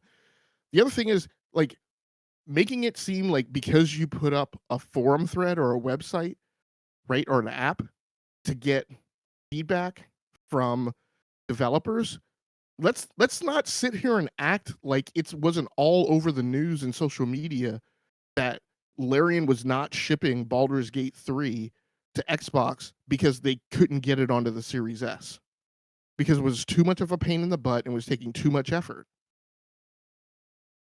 Why are we in fact, the end solution of that, which was that those guys finally talked when they were all out at GDC or Summer Games Fest or somewhere, some event where they were all together. I'm like, we shouldn't be acting like it took them physically being co-located in the same place to get that resolved. that was a failure. It shouldn't have taken that. It's not like they didn't know, because if we knew, then they damn sure knew. I'm sorry, go ahead, Thirsty. No, I think that's the part that bothers me so much. If we know, like, I don't know how many people at the beginning of the generation said, Series S RAM scares the shit out of me. I think it's going to bottleneck everything. No, it's going to be great. They've done all this velocity architecture, vapor chambers. They've done all of it. It's going to be great. We're telling you, it's going to be amazing. Greatest thing since sliced bread. That little box right there that I think started out at what, $300? $400? $300? That thing is going to do amazing. It's going to be great. It's going to be wonderful. Computer guys even were coming out and going, no, it's not. That's not going to work like you think. It's going to bottleneck. No, man, you're going to see. Oh, well, we did, and it does. And PlayStation got another de facto exclusive because of it. Like, there was a game that was shown off at the PlayStation Showcase that, well, it's not going to Xbox. Why is it not going to Xbox? Because they're having trouble developing it. They can't get it to fucking work right. The potato is not potatoing. And so because of this, they keep falling behind. So it's like what you brought up earlier. Even if Gears of War comes out and is this amazing game and it's wonderful and all of that, the first thing they showed was not that it was exclusive. The first thing they showed was that you can play it day one in Game Pass. It's the first thing they showed. Then we found out it was exclusive. It wasn't the other way around. That's actually how they did all of their trailers when it was coming to Game Pass. Game Pass was first at the end, on the end card. Not on the end card, but it was first shown, and then the end card that showed either everywhere or console exclusive to Xbox. So you just told me that I get to have this thing through Game Pass. Why am I going to buy it? To the 35 million people who have an Xbox, why are you going to buy it? Out of those 35,000, I would say probably half have a PC also. And I don't think that that's a stretch of a number. I'd say about half. So, are you going to play it on Xbox? You're going to play it on PC. Well, you're probably going to play it on PC because you already have PC Game Pass. So you might as well just play it on PC. No big deal. You're already there anyways. And so I don't know... Not that I don't know. I can clearly say it's probably not going to sell well. And that's why I said earlier, they did it for the simple fact that they wanted that clout and to say, hey, look what we did. And I still say that that feels like a very good and scrappy move. But you are absolutely correct. Her taking what appears to be one credit and like 4-player voice, like, and through player voice, like this is some new, like, y'all have had that. Why has it not worked yet? What, and how are you going to make it work? You use AI bots to make it work? Like, right. I mean, we went through this in the Discord, right? It's like you're going down this path of this faux exclusive, right? You know, quote unquote strategy. And I'm like, okay, even when the gloves were off, you shipped 2 versions of Halo, 2 versions of Gears of War, and six versions of between Forza Motorsport and Forza Horizon on the Xbox One in Gen 8. And you were outsold 2-1. And you were in some of those titles you shipped before the existence of Game Pass. So you have already established that when you sell games and you keep them exclusive to your console and you aren't even competing against Game Pass, you are still unable to compete. So what is going to be different this time? All the Xbox guys running around and saying exclusives are back, exclusives are back. In this whole thing of, well, you know, when we call them out for saying exclusives were antiquated and then flip-flopping to saying now exclusives are important. So you're asserting that these faux exclusives are the way forward and will be positive for your business because things have changed. What has changed? What has shifted in the gaming landscape that now makes you making exclusives with that Xbox IP somehow a winning strategy when it wasn't before? Mind you, a lot of those titles also shipped before 2017 when the world firmly flipped, right? With Fortnite leading the charge to games as a service being enemy number one. I mean, and that dynamic force has now had 9 years to take root. Back before, when those games were shipping at the beginning of console Gen 8, you did not have black hole games. Destiny 2 did not have its footing like it does now. Although it's shutting down now. Wasn't in the strength of its 10-year run. Fortnite was not the thing it was now. PUBG wasn't even on the landscape. Apparently, Destiny 2 hit like the top 5 of downloads on PC the other day. Like, right, it's resurging now because of the final update, because people know it's going away, and because there's this dumb thing of like, marathon fans trying to fight Destiny 2 fans, which is even that whole thing is just freaking insane. I stay away from that one. It's either as dumb or dumber than the JRPG fans who were mad about Expedition 33 and were trying to make that a war. I mean, listen, I saw somebody on X the other day, which be glad you're off of there. I saw somebody on X the other day talking about how you can say what you want, but this is the game, talking about Final Fantasy Resonance. This is the game that we all deserve. This is what we want from Square Enix. We want them to give us the Final Fantasy with the great music, the summons, turn-based combat. And I was like, they're close. But this isn't exactly what I want. Exactly what I want is all the things you mentioned, but graphics like Expedition 33 or like Final Fantasy 16. That's what I want, and they should be able to give it to me. But they can't, or they won't, and it's annoying as hell. So that's going to bleed us over a little bit into Nintendo Direct. But I will also say this here, and I've had it highlighted on the screen for some time now. Here's why we should be excited, though. With the Xbox Game Showcase and the return of FanFest, we brought together hundreds of millions of fans globally. We reintroduced exclusives with Gears of War E-Day in 2026 and Clockwork Revolution in 2027. Players can continue to expect exclusives from us every year. In parallel, Playground Games reminded us that established franchises can achieve incredible new heights. Hey, by the way, those incredible new heights, it should say incredible new highs on PlayStation, because that's what that means. That's what that means. Good job. These results are early, but they demonstrate what is possible if we move faster, stay close to our community, and align behind a shared vision. We have made mistakes and will continue to make them, but what matters is that we listen, learn, and adjust the course where needed. Remember, our fans are rooting for us. Now, we start the next 100 days. It is important to have both optimism and realism. That word realism right there is carrying the biggest shit statement behind it I have ever seen. As we work to reset the business.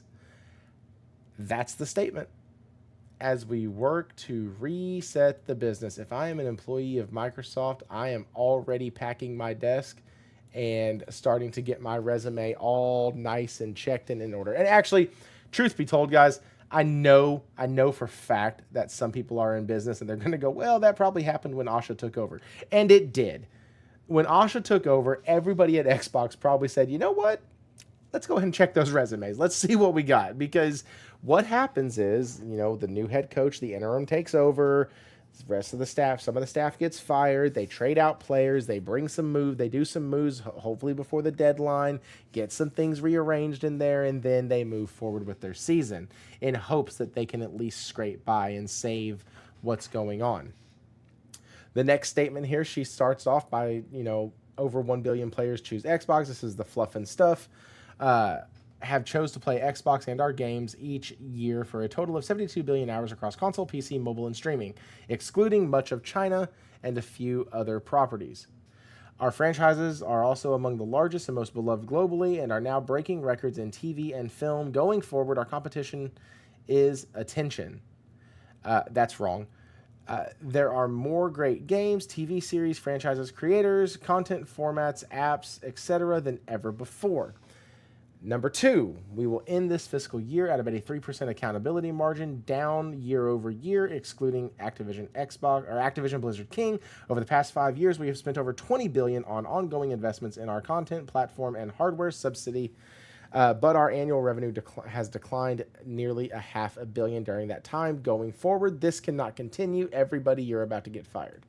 That's what that last line says. You just can't see it. It's highlighted out. Then number 3. Also, where in those two paragraphs, where is she pulling those numbers out of her ass? Like the first one, 1 billion people play our games. Yeah. When they've been reporting 500 million MAU. Yeah. Like, so I don't know where that came from. Unless she's there is counting PlayStation now. Well, unless she's extrapolating the math, right? She's saying, hey, the 500 million monthly players are not unique, so let me aggregate them across the year, calculate how many are unique and tally that aggregate up. So that's a smoke and mirrors number. But the second one is the one that really bothers me. Over the past 5 years, we've spent $20 billion on ongoing. Bruh, you spent $70 billion just on Activision. Where are you getting $20 billion? Well, yeah, that was without Activision Blizzard. Yeah, she said that. Yeah, she said that was without Activision Blizzard, excluding Activision Blizzard King. Okay. Over the past 5 years, we have spent over $20 billion on ongoing investments. Yeah. Okay. All right, gotcha. But how do you spend $20 billion in ongoing investments and still finish dead last repeatedly? Like, right. There's still a question to be asked there. Okay, so number 3, we are in a hardware component. Now, this one, I'm pretty sure that GameLogIQ you're either going to come in here and your tongue is going to be bleeding about when I make it halfway through this, or you're just going to blurt out in the middle, and either one is totally fine. We are in a hardware component crisis. That's a factual statement. When I joined as CEO in February, the price we paid for console storage components was over 2 times as high as we paid last fall. These costs have since doubled again. As we plan for 2027 holiday season, we expect another significant increase, taking us over 5 times the prices we paid only 2 years earlier. Memory costs have followed a broadly similar trajectory. While the entire industry is facing a component crisis, we believe that we have been impacted more greatly than many of our peers due to the choices we made over the last half decade. So what this means is that, hey, our buying power in the market is number 4 on the list. We are shit. Nobody cares about us. Nobody wants to cut us a deal. We can't make massive orders because people are watching our money on the over top of us like hawks. We're never going to be able to get this. And so, yeah, over the last half a decade, we've really kind of effed ourselves with any kind of buying power. Neil, we are okay. Interesting you asked. I just found out from my wife that a friend of mine, they got a new dog, and the dog just attacked 2 of their children. So that sucks. My wife just headed over to their house to stay with their other kids while they took one to the hospital. That's interesting. And no, the dog wasn't a pit or a rot or anything like that. It was a rescue from a shelter. Wow. So, yeah, I mean, we're good. My friends, on the other hand, yeah, not so much. Wow. Anyways, back to Xbox here. She's basically coming out and saying that they are the last in the industry and they have to pay more for their shit than other people do right now, which, looking at Xbox as its own entity, makes complete total sense. If you're looking at the market, why would I give y'all a deal? Y'all are going to be buying less from us than everywhere else. Understood. But if you look at it as they are a part of Microsoft, that is a weird-ass statement. Like, you're telling me Microsoft can't get decent deals as we are currently unable to make... Hang on. We believe we've been impacted more greatly than many of our peers. You're telling me when it comes to hardware components, PlayStation got more pull than Microsoft? Well, yeah, and I think you hit the nail on the head. It's because of volume. Because PlayStation is going to go and order way more RAM, way more SSDs than Xbox will. And so they're not getting those bulk volume discounts, right, on the raw components like PlayStation and Nintendo are. But I'm sorry. You're telling me that Microsoft couldn't look at these companies and go, hey, guys, listen. We've ordered X amount of shit from y'all for all of our other stuff over the years. Why don't y'all just throw us a bone over here? Help us out. I think it's because it's different channel partners, right? Because they're not ordering stuff for consumer. right? Their laptop, their Surface business is incredibly small and boutique. It's like That's single true. digit percentages. So they're not ordering stuff. They don't make phones They don't make anymore. They don't hardware make anymore watches. either. Yeah. Well, outside of the Yeah. Xbox, they don't necessarily make the boards. They don't. Okay, I guess that makes sense. But damn, Which so you go into the, and we need a new business model and partnerships for hardware. Yeah. This is why one of the theories that I've floated, and others certainly have to. This is why it leans much more so in the direction of there might be multiple project helixes, right, where the baseline configuration will be done by Xbox, maybe. But, for instance, Lenovo, Dell, Alienware, Samsung, Acer, Asus, all of them can get better deals ordering RAM and SSDs than Microsoft can. Because that's where you do get the situation that you're talking about, which is, hey, I already order a crap ton of RAM from you and Right. SSDs from you for all my laptops. So now just bump that up, by 100 units or whatever, so I can build me some Xbox Helixes too. That's what it feels like they should be doing already, but apparently that's not what's happening, and it's completely the industry's fault, and it's because they are getting picked on, and I don't fucking understand it. We expanded. Hey, Nintendo and PlayStation make it hard for Xbox. Remember? I Phil mean, told us man, that. jeez, they make it hard for them. The only thing they make it hard for is for you can't buy them. Like that's it. Like, Nintendo has laughed you out of their office so many times it's unreal. Like you can't. Your whole goal, like Phil Spencer, the day he said my goal was to buy Nintendo, I'm like, dude, like you're fucking stupid. Like, who openly says that shit? Like, anyways, here's the last two, and then we will move on because I do want to talk about the Nintendo showcase because holy shit, they did well. You want to talk about a company being scrappy? They did well. We expanded our studio system when we needed a pipeline of content to meet multiple strategies across subscription, streaming, and devices. In the process, we have found ourselves overextended, no shit, as we executed on changing strategies in a landscape of more readily available content. We are the fortunate stewards of industry-defining franchises that have enormous potential and player demand, but we have not adequately funded them to compete and win. That's freaking wild. At the same time, as we saw the past weekend at Showcase, at the Xbox Showcase, they don't know how to use articles of speech. At the Showcase, a reliable pipeline of first and third party exclusives and new IPs are critical to our success. We need to reassess the balance between these and our investment priorities for the next 5 years. I mean, I feel like more people would have latched on to. We have defining franchises that have enormous potential and player demand, but we have not adequately funded them to compete and win.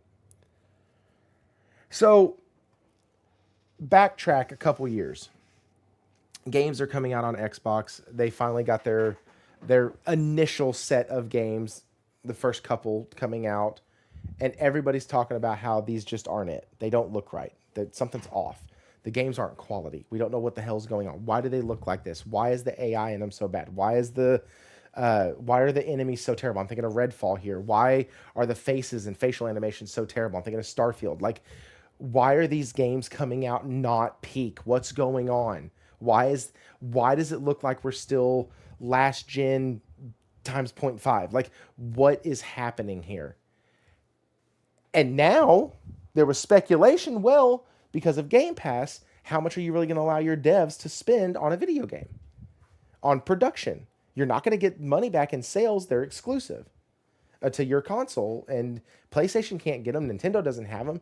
Game Pass is on PC as well, so you screwed yourself out of that money too. So how are you going to spend a shit ton of money on video games? Well, you can't. We speculated on that for years. The games looked worse on an Xbox their exclusives looked worse than PlayStation's because, well, they couldn't spend the amount of money that PlayStation could. Also, when the marketing team for Xbox goes, we're kind of hamstrung with our budget. We can't spend like the big guys. It's the same question. One, how the fuck are y'all not a big guy? And two, like, that's a purposeful shot at Nintendo and Sony. Like, but the question still remains is how in the absolute world, you being backed by Microsoft, being given a blank fucking check to get Activision Blizzard King, spending $7 billion on Bethesda, which that's turned out to be a dumpster fire of a purchase. Like, how in the actual hell are you going to sit there and say you didn't have the money to adequately fund them to compete and win? That is a damn lie. You know, Logic tonight's been talking about bold-faced lies in what she is saying. This is another one.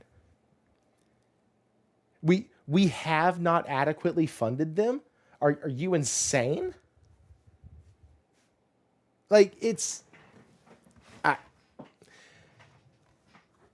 using funding and money as an excuse for a company started by and owned by Microsoft hurts my head.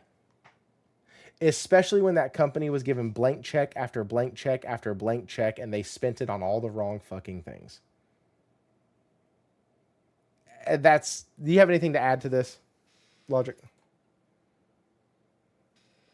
Yeah, I think you covered it. I mean, people were yelling and screaming, you know, while they were spending $70 billion to acquire Activision to take that money and give it to their studios. Yeah. And even then, I will take full complete accountability for sometimes saying, well, that's not really how it works. Like you don't just throw money at a studio and voila, it makes a better game. That still is somewhat true, but in the face of this notion that essentially the projects have been underfunded, which is kind of weird because the games haven't come out faster. Normally, what that would mean means you would have a shorter software development cycle because you didn't have the funding, right? What that kind of tells me is that those projects were also understaffed and they didn't have the headcount on them, right? Because that's the main thing that drives the cost of any individual project. So, you know, all the stuff we heard at 343 that they were really outsourcing a lot of their work to contract labor. You know, which would have been cheaper, you know, seems to be, you know, why we have gotten things the way that we've gotten them from Xbox. It's just, I was so excited. I really was. And it wasn't fictitious. I didn't do a video about it. I wasn't doing it to get clicks, or I didn't even post anything to X about how good I thought Xbox did. I shared it with the people in the Discord, and that was it. I was genuinely happy after that showcase. I was like, man, we're freaking back, man. They put the gloves back on. They said we are stepping back into the arena. We're going to fight our asses off, and we're going to try to succeed here. And I was excited. Not for anything other than, oh my gosh, they're showing some decent games. They're getting some decent third-party marketing. This is awesome.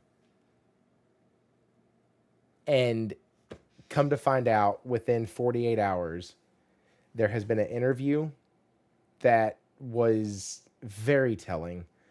And then there has been this freaking memo that reads like a just wait until E3 feeling. Just wait, guys. The next 100 days are going to be amazing. We're going to hit the reset button. It's going to be awesome. I don't think so. So let me ask you, your feelings about the Xbox showcase were very high. Mm-hmm. I don't know where it really fell like in your rankings of the 4 core showcases, but it was very high. Whatever your rankings were, does the post showcase executives shitting from their mouths change that ranking? Yes, absolutely. So, funny enough, it has changed while we've been talking. So, Reason I say that is, guys, I told Logic beforehand, and he can confirm this. I told Logic beforehand that I thought I thought PlayStations and Nintendos were vying for 3 and 4. Didn't quite know how I was going to put them. But honestly, now I think I have to take Xbox probably down to 4, put PlayStation at 3, and actually I'm going to put PlayStation at 2 because there's more games in PlayStations that I'm actually going to purchase than are in Nintendos. I like Nintendos for the same reason why I really liked Xboxes. I feel like Nintendo did a lot of good things. I feel like Square being a big presence at their show was pointed, direct, and awesome. I really enjoyed it. Some folks in the Discord kind of said one thing or two things about it, but I thoroughly freaking loved it. I was like, this is severed. This is Square Enix actually doing what they said, right, wrong, or indifferent. They're doing exactly what they set out to do. They made a clear distinction over the showcases, not having stuff on PlayStation Show. They saved Final Fantasy VII Revelation for Summer Games Fest. They saved Kingdom Hearts and Final Fantasy Resonance for the Nintendo Direct. Showing being played on a Nintendo. Go fucking figure. Novel idea. And so there are more games that I'm going to purchase from the PlayStation State of Play than from Nintendo, but only by a small margin. And like I said, guys, I still give Xbox's show an 8. I think they showed some really, really good stuff. And I think watching what the devs were able to do with UE5 does give me hope that at least the game will be good and playable and actually look good in the ghosting that's in the one that's on PlayStation now. I can't remember what it's called, but the one that's on PlayStation, the remake, that Gears game, the ghosting in it, the running in it, everything was terrible. It's the first one though. So I still say that their show is an 8, but I put it at the very, very bottom of the 4 because of everything that's come out. Like, I don't think that Gears is staying exclusive. I just don't. They're stupid if they do that. It's to the point they need to either do all or none. Like, this this almost all the way in, but we're going to hold back a couple games, isn't going to work. They need to do one or the other. As much as I like it, and I think it's a good step, I think they need to go further, and anything less is just going to prove what people are already saying, what Logic has already said, that all of it's smoke and mirrors, that all of it's just retreading the same level of hopium. This game looks fucking amazing, by the way. Sorry, this trailer for Spyro is playing for those who are just listening. I am so freaking happy about Spyro. I'm so happy about Spyro. Anyways. But am I buying it day one? I don't know. There's going to be coming out around, I don't actually know when the release date is. I think it's February. Is that right? March, February? Next year sometime? It's alpha footage, so... Yeah, I'm not sure. This isn't one of the games that I'm tracking, so... Okay, take flight in spring 2027. So, do y'all know how many games are already coming out in spring of 2027? Do you, that might not be day one. Let's just say that. They have to get rid of Steam, to prove you can. Hey, listen, if you just said just the tip. Yeah, I mean, that's essentially, yeah. I mean, you can't be all the way in or all the way out. You just have to. And with what they're doing right now, it's not gonna work, and it's not fair to the fans, and it's not fair to the non-social media fans, because they're just kind of along for this damn roller coaster. The social media content creator fanboys, those guys deserve all of this. They but I put them in a different category, in a different subset. Those guys are kind of their own thing, their own ball of wax, can of worms, whatever idiom you want to use there. But speaking of crapping or get off the pot, Josh, Logic, if you're okay, I'm ready to move on. Yeah, absolutely. Thank God. I've spent more time talking about Xbox in this show than I have all the shows of the year combined, I bet. And that's making me itch. So let's get back over into something else. Nintendo Direct came out, and one thing I will say, when you go to Nintendo's like website to find the information about their Direct, I was kind of hoping for like thumbnails, maybe some trailers.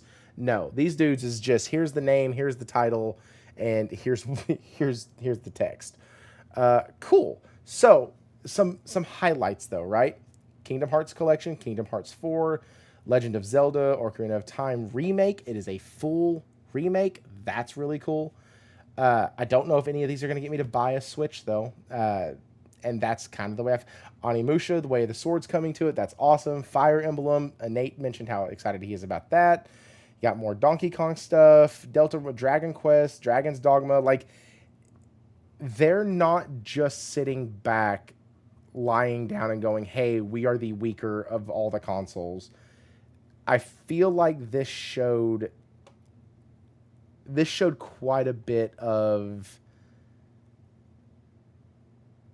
It showed to me Nintendo trying to maintain their level of recognition and maintain what they're known for, while also trying to grow their third-party market. And I have to say, with the way Nintendo Switch, the first one was, it's interesting, and I wonder how it's going to play out. What's up, Mirko? Because for the entire Switch generation, for the entire Wii U, for the entire Wii generation, it has been you get those systems because of Nintendo's exclusives.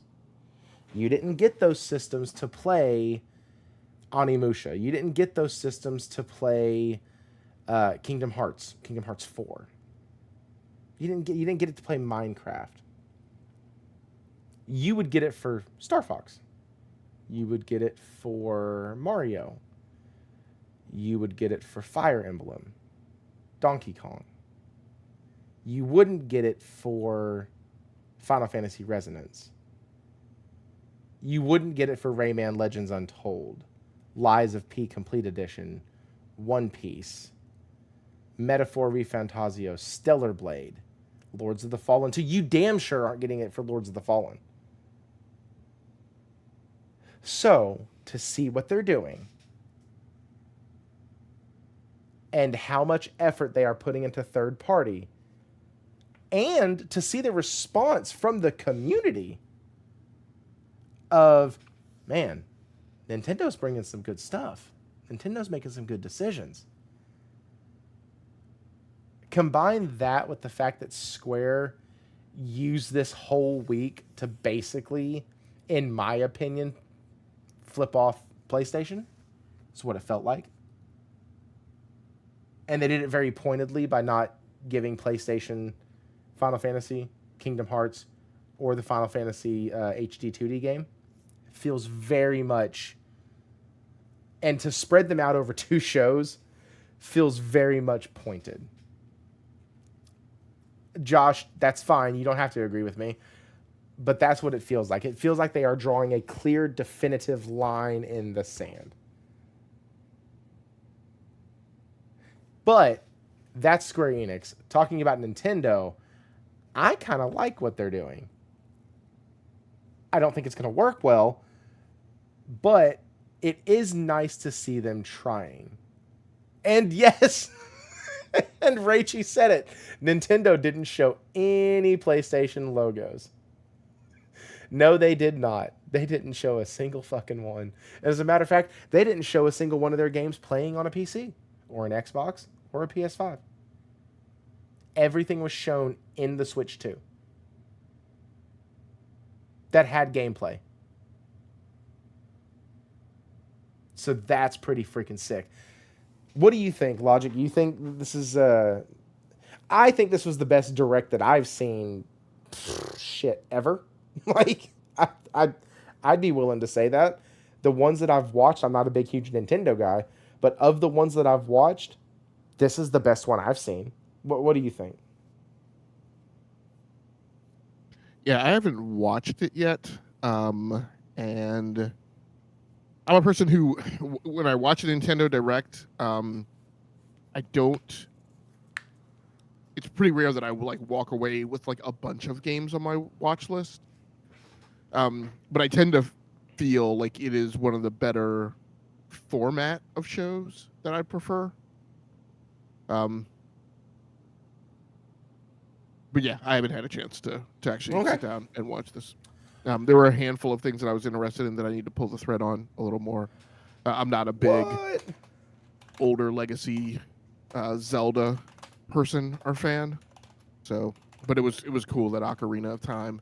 I guess that opened the show. Yes, and it closed it. It is going to be. It was right after Kingdom Hearts, and so that game though is about the closest that they're gonna get me to purchasing a Switch 2. Just being completely honest, I'm probably gonna get one this year at some point because my kids both want one, but to get me to put it in my hands and actually say, oh, I want to get this system for a singular game, it's Zelda, Ocarina of Time. Or they could have done something very similar and given me A Link to the Past remake. I would probably start trying to sell off like anything I needed to go get a Switch 2 immediately. That there's a couple things that I have that are my triggers. One of them is Ace Combat 8 giving me VR. I'm getting a VR 2 headset immediately, no questions asked. Switch 2, if you want to get me to purchase it, you need to give me A Link to the Past, and I would purchase it tomorrow. Like, I would find it. I would find the money somewhere. My wife has a trip planned now, and she also is trying to go somewhere in November for her sister's like 40th, I think. And like, there's stuff coming up, but I would find the money somewhere just because, just for that game and that game alone. And there would be no questions about it. I wouldn't feel bad. I wouldn't feel like I wasted my money.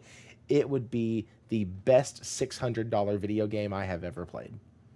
I would be so excited. So I'm go ahead. Is Xenoblade Genesis an entirely new game? Let me look. A new beginning from the Xenoblade series is coming to the Switch 2 in 2027. More details will be shared in the future, so yes. Okay. So it is not it's republishing. Correct. Of an early game. Okay. Oh, that's pretty exciting. Yep. I didn't realize that. I was assuming I briefly saw that blurb earlier, and I assumed that it was just some other previous version of Xenoblade being rehashed. Yeah. But yeah, that's super exciting. I mean, so right there, Fire Emblem. I mean, we knew about Fire Emblem, but Fire Emblem plus Xenoblade is pretty exciting. Yeah. I think what's interesting most about the Direct to me is I was listening to Digital Foundry a little earlier this week, and what's exciting about the Switch 2 is that the technology gap between Switch 2 and PS5, Xbox Series is significantly less than it was between PS5 and Xbox Series and the original Switch, or even the Switch and Xbox One and PS4. So you should therefore see increased third-party support. And I feel like we're seeing that now particularly in terms of concurrent titles, right?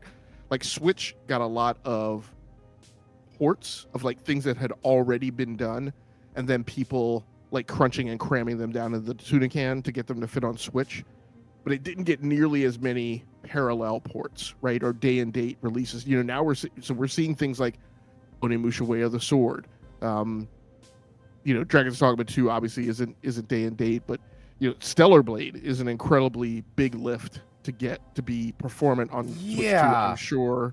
I'm sure it's 4K 30, but but still, right, that's a pretty powerful title in terms of the attractiveness and the value prop that would offer to potential Switch 2 buyers who were not multi-plat, right? So because now you have the Switch 2 presenting this value prop that it's going to get the Nintendo properties, and it's going to see a lot more of your kind of marquee, current day modern games going to it in relatively short order as well. So that's pretty exciting. But yeah, Fire Emblem. I mean, had I had a chance to watch the show, Fire Emblem and the new Xenoblade showing up would have definitely been the highlights of the show for me.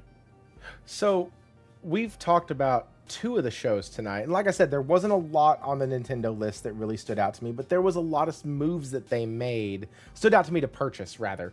But there's a lot of things that they did that did lift my eyebrows. And I think that they're doing that. There you go, Hero. I think they're doing more right than Xbox right now. So let's at least say that they're at least up there above Xbox in terms of what they're doing and when they're doing it. Moving on though to Summer Games Fest. And guys, we have now been here for 2 hours. Please hit that like button, subscribe if you're still here. Thank you so much for being here. If you want to join in on the channel, Guapzilla, we had a sighting. That is awesome. Glad to see you here. Mirko81, you came in as well. Thank y'all for showing up. God, dude, I haven't seen Guap here in a minute. But yes, we've been here for 2 hours, so hit that like button, subscribe if you haven't. Thank you so much. Do all of those things. If you're still here on the replay, please leave a comment. Helps out a ton. So back to the, hey, I just earned a trophy called Cat Rising. Sick. Back to the Summer Games Fest though. This one right here was also one of the best shows in terms of Summer Games Fest in at least 3 years. That's as far back as I can remember. Or 3 shows. So 2 years ago plus this one. You got Assassin's Creed Black Flag resynced. Looks really good. And kudos to Ubisoft. They got super lucky. Super lucky. Because there's not really anything else releasing in July. There's not a big, massive title. That starts August. And then you get Halo Combat Evolved later in the month, right? So there's not a big, massive title that is releasing. I did there, and I completely agree. It's a zeitgeist title. It'll capture a lot of attention, but I don't think it's going to sell manga. Yes, totally agree. Like they're just so they have a really good window there, and I think they have a really good headwind, given that June is also not that massive of a month. For somebody like me, I do have Adventures of Elliot coming out in June, right? So I have that coming out in June, and then in July, do I want to give Resync a try again, or do I want to hold back and wait until my wallet gets absolutely murdered and assaulted between September, October, November, December, January, February, March, and April of next year? Like, I don't know if y'all realize this. Once August hits, your wallet is going to be crying if you are trying to play the new titles. Like, just understand that. You should probably do what Nate is doing right now and mapping out what you actually have time to play. As opposed to just saying, hey, I'm getting everything. So June and July, the games coming out there that I'm interested in actually have a lot of room to breathe. And that's really cool. September, on the other hand, that's when I start panicking. Outsider Gaming Night, what is up with the late night view? How you doing, man? But yeah, so you have Assassin's Creed, and then you have the Ninja Turtles Last Ronin game, which I have a problem even calling it a Ninja Turtles game, because it's not gonna be.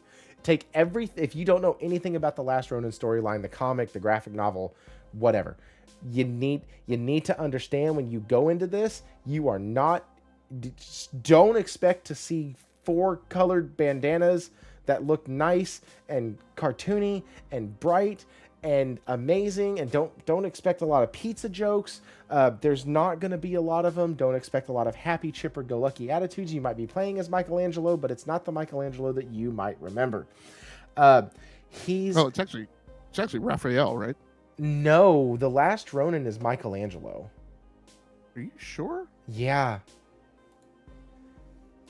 I almost want to say I'm 100% certain.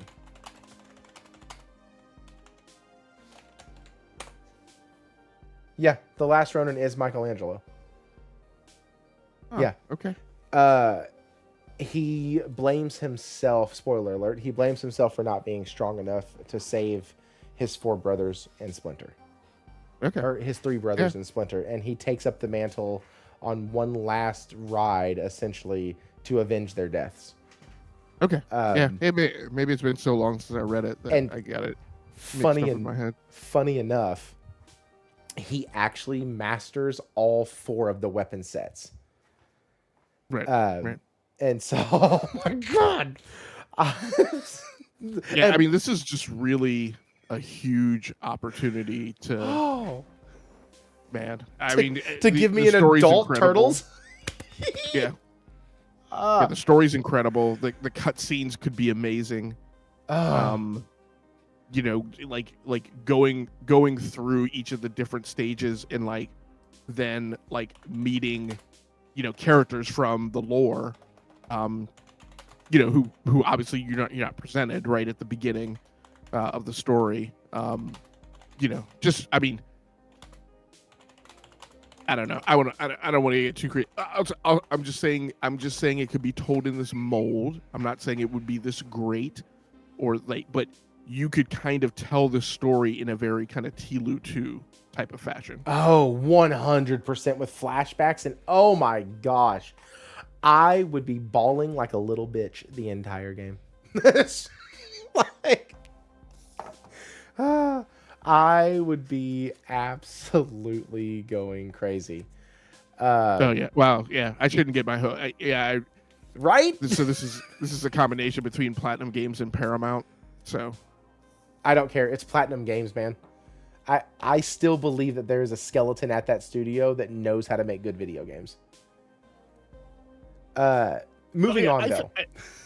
Yeah, I'm sorry. Go ahead. No, you're fine. Moving on. Bandai Namco announced a new Gundam game. That's cool. I know a lot of folks are excited for that. I didn't know Gundam was still a thing. Crossfire, there's some... I know that Henry was excited about that. But they also gave it a name that just doesn't make no damn sense. Control Resonant, that's another one that I'm happy for. Crossfire was one of my like top 2 or 3 games of the entire week. Oh, was it? Yeah. Let's see. Tell me about what about Congrats, it. Adrian. What a fun game. All right, now it is time for a debut game. What about it kind of made you attracted to it? Well, I think one recurring theme across all the shows to me were that so many of the games that stood out were games that were bringing kind of, I call it Hollywood star power, right? I think there is this emphasis in the industry and in marquee game titles to bring much more, you know, actors with much more gravitas than is kind of the norm in the industry. I think this is, you know, so, you know, you get Haley Atwell in Fable, which to me is a level up, right? From the people that they've been having, from the people that they have been showing, right, as part of that cast. Here you get, well, let me, before I get to that, you get, in God of War Laufey, you have Deborah Ann Wall, who has been just on a huge come up, right, over the last 15 years. You combine Jack Quaid, who plays Huey on The Boys. You then have in Crossfire, you have Claudia Dumit, who's actually Jack Quaid's wife, and played Victoria Newman on The Boys. And then video games wise plays Farah in the Modern Warfare reboot games. So just a significant in the actor who I'm not as familiar with. I guess he was a character on the 100 that people are fans of. So I don't know him, but I feel like you're going to get. So the point is, I feel like the studio is paying attention to wanting some particularly powerful performances, right, in terms of the voice acting and the scripting of the game. But then just like the mechanics of this game are just kind of right in my wheelhouse.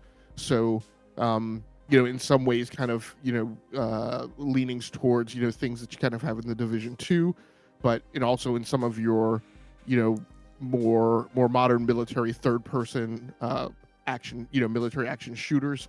I saw a lot of that, and particularly in the cover system that they talked about. So I think this game has a pretty good pedigree behind it and design elements that I saw, and so I'm pretty high on it. Okay. Hey man, it's a over-the-shoulder shooter, and it looks really good. I can definitely say that. It's just not one that I was like, man, maybe it's because I've played a lot of shooters lately. And I'm like, you know what? I'm okay. I don't want another shooter right now. But I mean, I don't hate the game, and it's just one that didn't stand out to me. I know Hero just said Crossfire was his #1 game of all the shows. So that's a big statement.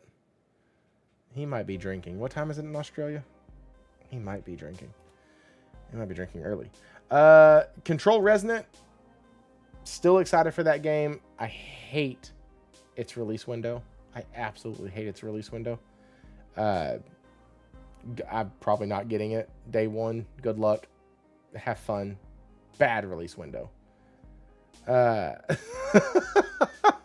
Josh said it's 2 p.m. Guild Wars 3. Okay, I'm going to play this trailer real quick. I'm going to need it too. But I'm going to play this trailer real quick, and let me actually get into some of the... This thing looks really good. I know it's a cutscene. I get that. Don't come for me. I know. But it looks really fun.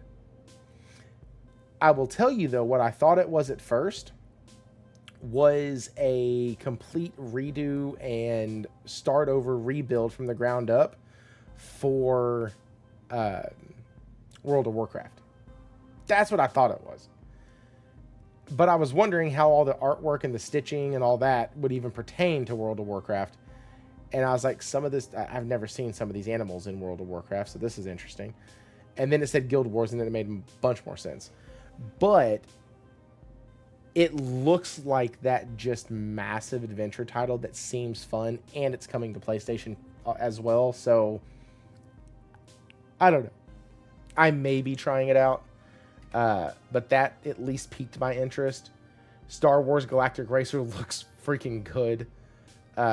There's nothing about it that looks really bad. I don't know if a pod racing game is going to do amazing. We've seen other racers come out and not really do just banger numbers. So maybe the Star Wars name can carry it. The game does look good. It looks fine. Also, Logic, at any point of when I talk about these, if you have something to say, please just jump in. If not, I'm still going to just keep hitting my highlights.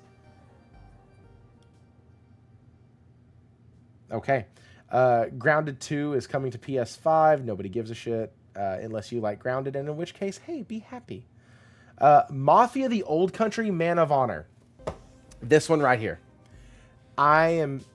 I'm through the moon with this. The only thing I said I wanted from Mafia: The Old Country was more story build up for Mafia: The Old Country, and that's what they're going to be giving us. That's really cool. I'm actually excited to play that. I want more story, and I'm going to get more story, and so that's nice. 1666. There's going to be a market for that game. I am not it. Same with Saul, Lords of the Fallen. Zero Company looks okay. I don't know much about it, but it looks okay. Blood of the Dawnwalker's not for me. Logic, was there anything at the show that like just completely floored you? Wait, this is Summer Game Fest, right? Yes, this is Summer Game Fest. Okay, did you say Resident Evil Veronica? No, we haven't. It hasn't shown up yet on the thing. On the list of games announced, it has not shown up yet. As I'm scrolling through, I'm just now to Stellar Blade, Blood Rain. Wait a second. Okay, so the list you're referencing hasn't popped up yet. So, yeah, I mean, so my games for this show were Resident Evil Veronica. Actually was interested in Virtua Fighter Crossroads. Looks gorgeous. I'm a huge, long-time Virtua Fighter fan. So you could definitely call me out, like where I say, I slagged with our Gears first of War for not really moving the needle beyond what it is. I'm sure Virtua Fighter at its core probably does it, and that's fine. But also, that's a game that I'm like, that's not a game that's meant to sell consoles, right? And there is a big change as far as I can tell. It looks like they are putting the same kind of, single player campaign type story that that Street Fighter 6 did, which actually I'm not interested in. So fine, great for you to be putting it in there for other people. I'm not interested in it. I hope you just still have the let me pick my fighter and let me wade through 12 matches as a standalone kind of vertical campaign, and throw a cutscene in at the end, or or a lore page or something like that to read, and I'll be fine. Actually, one of my games of the show, and I didn't like the trailer that was actually in SGF as much as I liked the piece that they put together before the show. And I say this, I hope Retro is still in the chat. I say this because I'm a big racing game player. Clutch. Of my 3 games of the 3 games of the week, God of War Lofty was one. Actually, I might say 4. God of War Lofty was one. Ace Combat 8 was another one. But Crossfire, which I already mentioned, and Clutch was very, very big on my list. Just love what that game as a racing game is talking about packing in terms of content and breadth and scope. Very ambitious, but my gut is telling me that that Maverick Games is going to pull it off. So I just hope they stick the landing. Black Flag Resynced was on my list. Crossfire was on my list. And Stellar Blade, Blood Rain, interestingly made my list. Despite the fact that I did not play Stellar Blade, because it just didn't catch my interest. I am watching that studio with side eye because I want to find out who the life model is that models Eevee, and if it is something scummy and skanky and not age appropriate, then I'll be giving the game a pass. But I am interested in it for the time being. Ooh, that's a good point. I didn't even think of that. Yeah, I mean, if she's some 16 to 18-year-old K-pop model, then yeah, I'm giving that a pass. If she's kind of like a mid-20s, age appropriate, thing, then I'm fine with that. That's a very good point. Josh said the face model is 20 years old. Yeah, and I'm fine with the face model because so for Stellar Blade, my understanding is first of all, I think they had multiple body models, and I think they actually went with 2 over the course of the game, like 1 for the baseline, and then 1 that actually modeled like all the costumes and stuff like that. And then the face model, my understanding for Stellar Blade was actually original art design that they made. So they have differentiated like the body model versus the face model before. So the face model I'm not as bothered with. It's just and 20 isn't way out of whack. Like I said, making it a teenager would be something different. So we'll just, like I said, I'm mainly concerned about who the body model is. So I'll wait to find that out. And again, that's just me personally because of who I am and my age. If other people I'm not trying to make it like a moral judgment or standard that everybody else has to align to. That's just my own personal feeling. And I can say that because I have a shit ton of video games available and I don't have to play every single game that comes across my windshield. Yeah, I didn't even think about body model, but yeah, that's a fair point because she's super short. So how are you going to do that? But we will definitely see on that one. And the last comment I'll make, Hero says Koreans can look so young. Yes, we're absolutely dealing with a culture and an ethnicity of people who don't look old until they're 70. so I get that,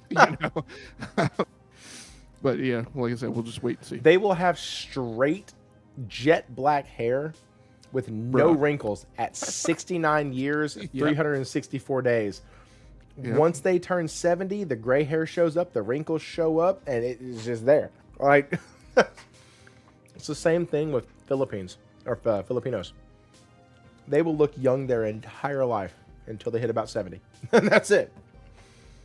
But, sorry, I'm eating. Pardon me. The Nintendo Direct was really good. The Summer Games Fest was really good. There's a lot of games that stuck it out for me. The biggest one, though, no, we're not gonna gonna sugarcoat it. We're not acting like it doesn't exist. Part of this show is gonna be talking about Square Enix, and yeah, we got the trailer for Final Fantasy, Final Fantasy VII Part 3, which now has a name called Revelation, and it looks sick. It looks like I am so beyond day one. If they say I can play this game early, I'm buying the collector's or the ultimate or whatever the fuck it's called. I don't care. If I get to access this game a little earlier than normal, I'm actually going to be paying for it. Like, I'm so beyond hyped for this game. It's insane. The way it looks, the way, like, it looks like I'm actually controlling the High Wind now, which is going to be super cool. I can control Vincent in combat. I can play as Red 13. I can continue to play. I can play as Sid. Not Red 13. We played as him before. I can play as Sid. Everybody's going to be unlocked and open, and I'm excited. You see Wu-Tai in the background. Oh my freaking goodness. It's great. And so this one had me through the moon. Also, it looks like you're able to change outfits. So they're bringing that back from the second one. I'm there day one, guys. This is not. I can't even manufacture anything other than sheer. I need this in my life right now. My screen is on Gravity Rush. Oh no! For the last 20 minutes, I never hit transition. Faith to the test. I have shown off so many trailers. It's insane, and y'all didn't see a damn one of them. Whoops. That's my bad. I never hit the transition. I've been playing around with certain things for the stream to make the transitions look better. That's my fault. I'm sorry. The outfits change classes. Hey, you know what? Last time they did that, people hated it. See if it works better this time. But our planet answered. Gosh. Awakening mighty weapons to stand against the celestial threat. Now, hope endures in those who fight. Final Fantasy 13-3? World's in trouble. Has been for a while. No, Final Fantasy 10-2. Let's give Sephiroth the beating of a lifetime. So, anyways, outside of me just sitting here watching this trailer for the next 2 minutes again, let me go ahead and mute it. Are you, let me ask you two questions. One, what do you think about Square Enix's showing over the last week? Or week and a half, whatever it is. Since PlayStation show. What do you think about their showing? And do you think it's going to move the needle enough going multi-platform day one?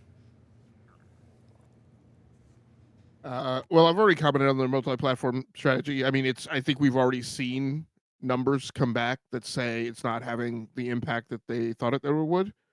And I think an endemic problem is not what platforms they put it on, but the games that they're making and their relevance with newer generations of gamers today. And the proximity in which they're putting them out, right? I mean, in one of their, I can't remember, I glossed over the interview and some of the passages in it, and so I don't remember if it's a current Final Fantasy developer or a past Final Fantasy developer, but you know, I'm absolutely kind of incorporating into my belief state of the industry right now that, like, you know, there's a problem when you show gamers, you know, a game and then they don't play the sequel for like another 7 years. I can't remember if it was here or somewhere else that I talked about, you know, kid is introduced to IP when he's 10. You know, by the time the sequel comes on, he's graduating high school. You know, by the time he plays the third game, you know, ostensibly finishing out the trilogy, he's a young adult, like trying to pay bills, graduated from college. So like that type of thing, I feel like is part of the problem with the Final Fantasy. I don't know if the shtick of, you know, every Final Fantasy is a different like number that doesn't really translate to like a descriptive topical title. And then that they're all different in like different worlds with a different cast. I don't know if that shtick works today. So I think that's part of the issue about the games, not what platforms they put them on. And then the rest of it. So look, I noticed in the Discord, like lots of people are like super big, like Square Enix people, and like know all the past history and like the actual names of the creators and stuff in that studio. I hate to tell you, I put you guys all in the same bucket with like Bethesda fans. It's just like that hurts. It's just like but I get it. It's just like a rabid fandom that I've never really understood. I don't put you guys as far in the crazy bin as the Kingdom Hearts people. That's a special kind of crazy. But yeah, I just don't. I'm not a Final Fantasy person. I'm not a huge. I should say that. So the Final Fantasy. I shouldn't say Square Enix. Because I have played some Square Enix games that are not Final Fantasy. The Final Fantasy fandom is I put in the same bucket of crazy as the Bethesda fandom, and then the Kingdom Hearts fandom is like an additional depth of crazy. Hero brought up a good point. It's kind of like the Ubisoft fans.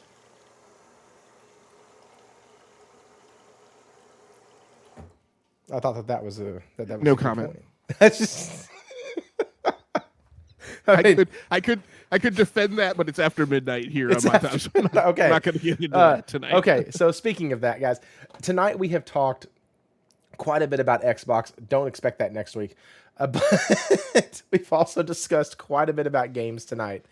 And one thing that I can tell you is that over the next several days, you will absolutely have all the opportunity in the world to purchase as many games as you want that are going to be high quality, that are going to be good, that are going to be in your wheelhouse. Whatever the hell your wheelhouse is, I don't particularly care.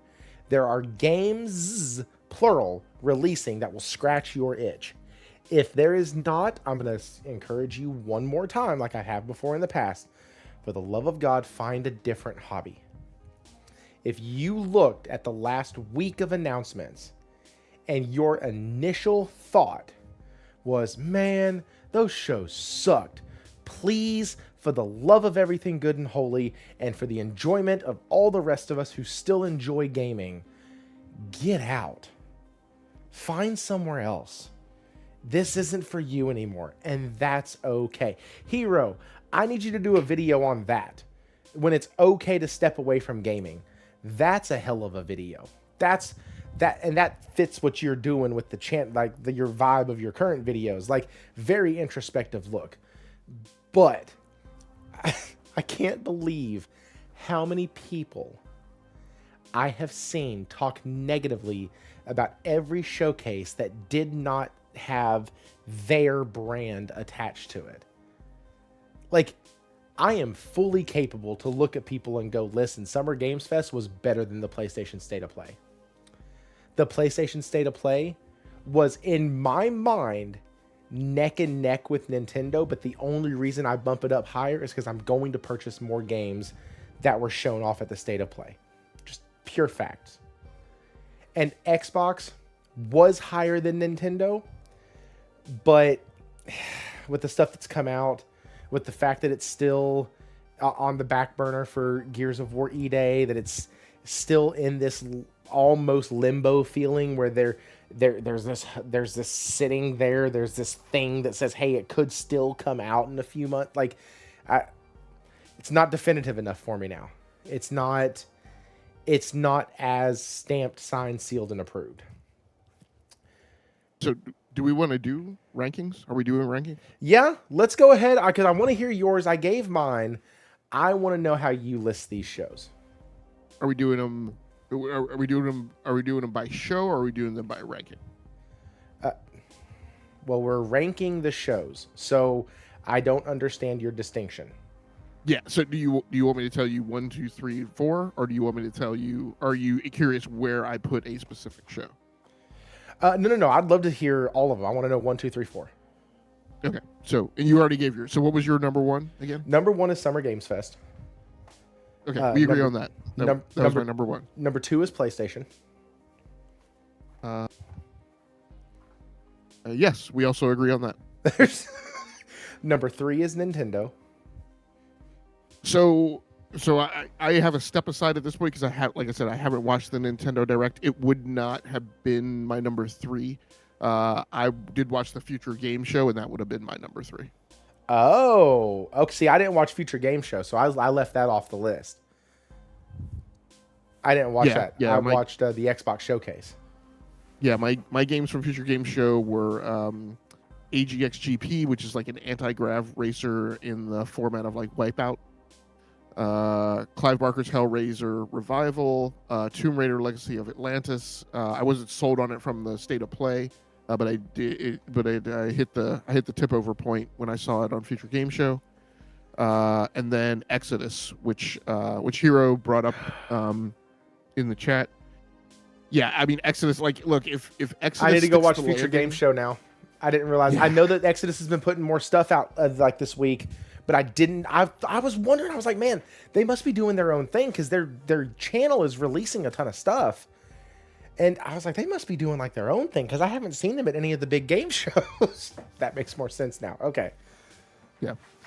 If I mean, my personal feeling from what I saw of Exodus, if Exodus sticks the landing and actually does, it's an incredibly ambitious game, a very broad scope. If they stick the landing on it, I think it's a 2027 release, or early 2027. I quite honestly don't know how that game is just not the automatic game of the year for 2027. Exodus? That's a very bullish statement, but like I said, if they stick the landing with all of the game elements and game design components that they're trying to bring in, I don't know. And Hero says, Tides of Annihilation. I thought Tides of Annihilation was coming out this summer. I could be wrong. I'll take a look at that. But at any rate, my number 3 show would have been a Future Game Show. Okay. Number 4 is a little rough. If we're gonna stick with a ranking of 4 and not go to 5 because of Future Game Show, I would say my number 4 would be Nintendo. Again, just based off of what I looked at was shown at the show, on the back of Fire Emblem and the new Xenoblade. Here's my problem with the Xbox show and where it lands in the rankings. And no matter what, I probably put it last for now. Number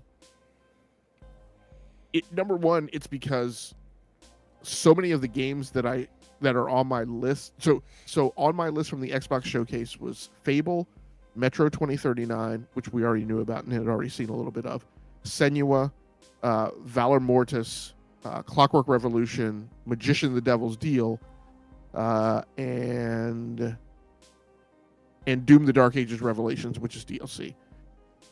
My problem is none of those, except for Clockwork, am I guaranteed to play on Xbox. Like a lot of these games, I will play on PC, or PlayStation 5, right? If they're coming to PlayStation 5. There are some of these, like, because of the games that we're playing now, for instance, we don't know what platform Senua is going to. So I can't remember if it had a PS5 logo on it or not.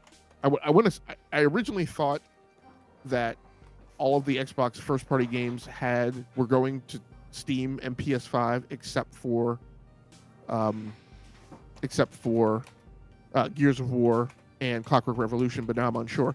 I'm also unsure because there are also shenanigans that were played on the recap on Xbox Wire, where it had text for where some of those games were going earlier in the day, and then that was changed when you looked at it that night. And some of the end screen logos were also changed. So again, in the House of Cards, led by the Pretty Little Liars Club, I'm just unclear of what's going on there. And like that says to me that no matter how good the Xbox Showcase was, I'm just putting it at the bottom of the list. It's kind of like it's kind of like a sports team that was suspected of cheating, but they weren't really charged with cheating, so they're just disqualified. Right? They just have no ranking out of a tournament. So yeah, that's where they are with me. Either way, the Xbox Showcase would have been last. A fine showing, but a lot of the games that I like aren't necessarily games that I'm going to play on Xbox. No, that's fair. And that's Josh was kind of even mentioning that in the chat where he said his Persona hype is divorced from the Xbox show. And that's kind of how I feel about the KH4 and Final Fantasy Resonance. Like, awesome gets for the show, but I'm hyped about those on an individual level. They could have shown it off at the intersection of Maine and Cedar show, and I would have been like, fucking yeah. Like, it doesn't matter. They could have put it out in an email for all I care, because I'm getting what I want. So it's just different. And Hero brings up a really good point. Senua already has a page on the PlayStation Store. Yeah. Yeah, like, there's... well, Senua is going... All of them are going except Clockwork, and all of them had... Well, and Gears, and all of them did have PS logos on them. One of the damn games, if I'm not mistaken, was shown on the Pro. Which... shit. Yeah, I don't know if that was during the show or... But, like, both Halo and Gears of War had videos that went up that had... gameplay. It was Halo 5 Combat Evolved had gameplay that showed it playing on PlayStation 5 Pro, which I think they took down. The chat is saying it was Halo, and it was during their show. Oh, no. Not during the show, it didn't say. The show, okay, that went up okay. After. Yeah. Like, but still, look, at the end of the day, this is my whole point. At the end of the day, all this stuff we're talking about, it's the Keystone Cops. It's a clown car pulling up and like 55 clowns piling out of it. Like it's just monkeys running the asylum. Like it's just a complete shit show. Like I don't understand. This is the last thing I'll say about X. I don't understand how, again, you have these statements in conflict. You've talked about at some point wanting growth, and I'm like, but the only people you're speaking to are the rabidly this whole thing of like, well, PlayStation keeps selling to the same people. Oh, okay, fine. They keep selling to the same people over and over. You guys keep marketing and only speaking to the same people over and over again. Which is why you've only sold 35 million consoles, and your player base is 9.85% of the combined PC and console install base. So you mean nothing. Hold for just a second. Can y'all still see? Chat, let me know if we're still live. Yeah, I'm watching the YouTube feed now. And okay. I can see your Space Marine 2 gameplay going on the screen. Okay. Because I just got a message that my stream has disconnected and is attempting to reconnect a few seconds ago. So I'm like, I don't know. I didn't know if I was still connected. Okay. Like, damn. I just got a little pop-up saying that it disconnected. And I was like, well, crap, I guess we're done. Yeah, and it resetted my live counter, too.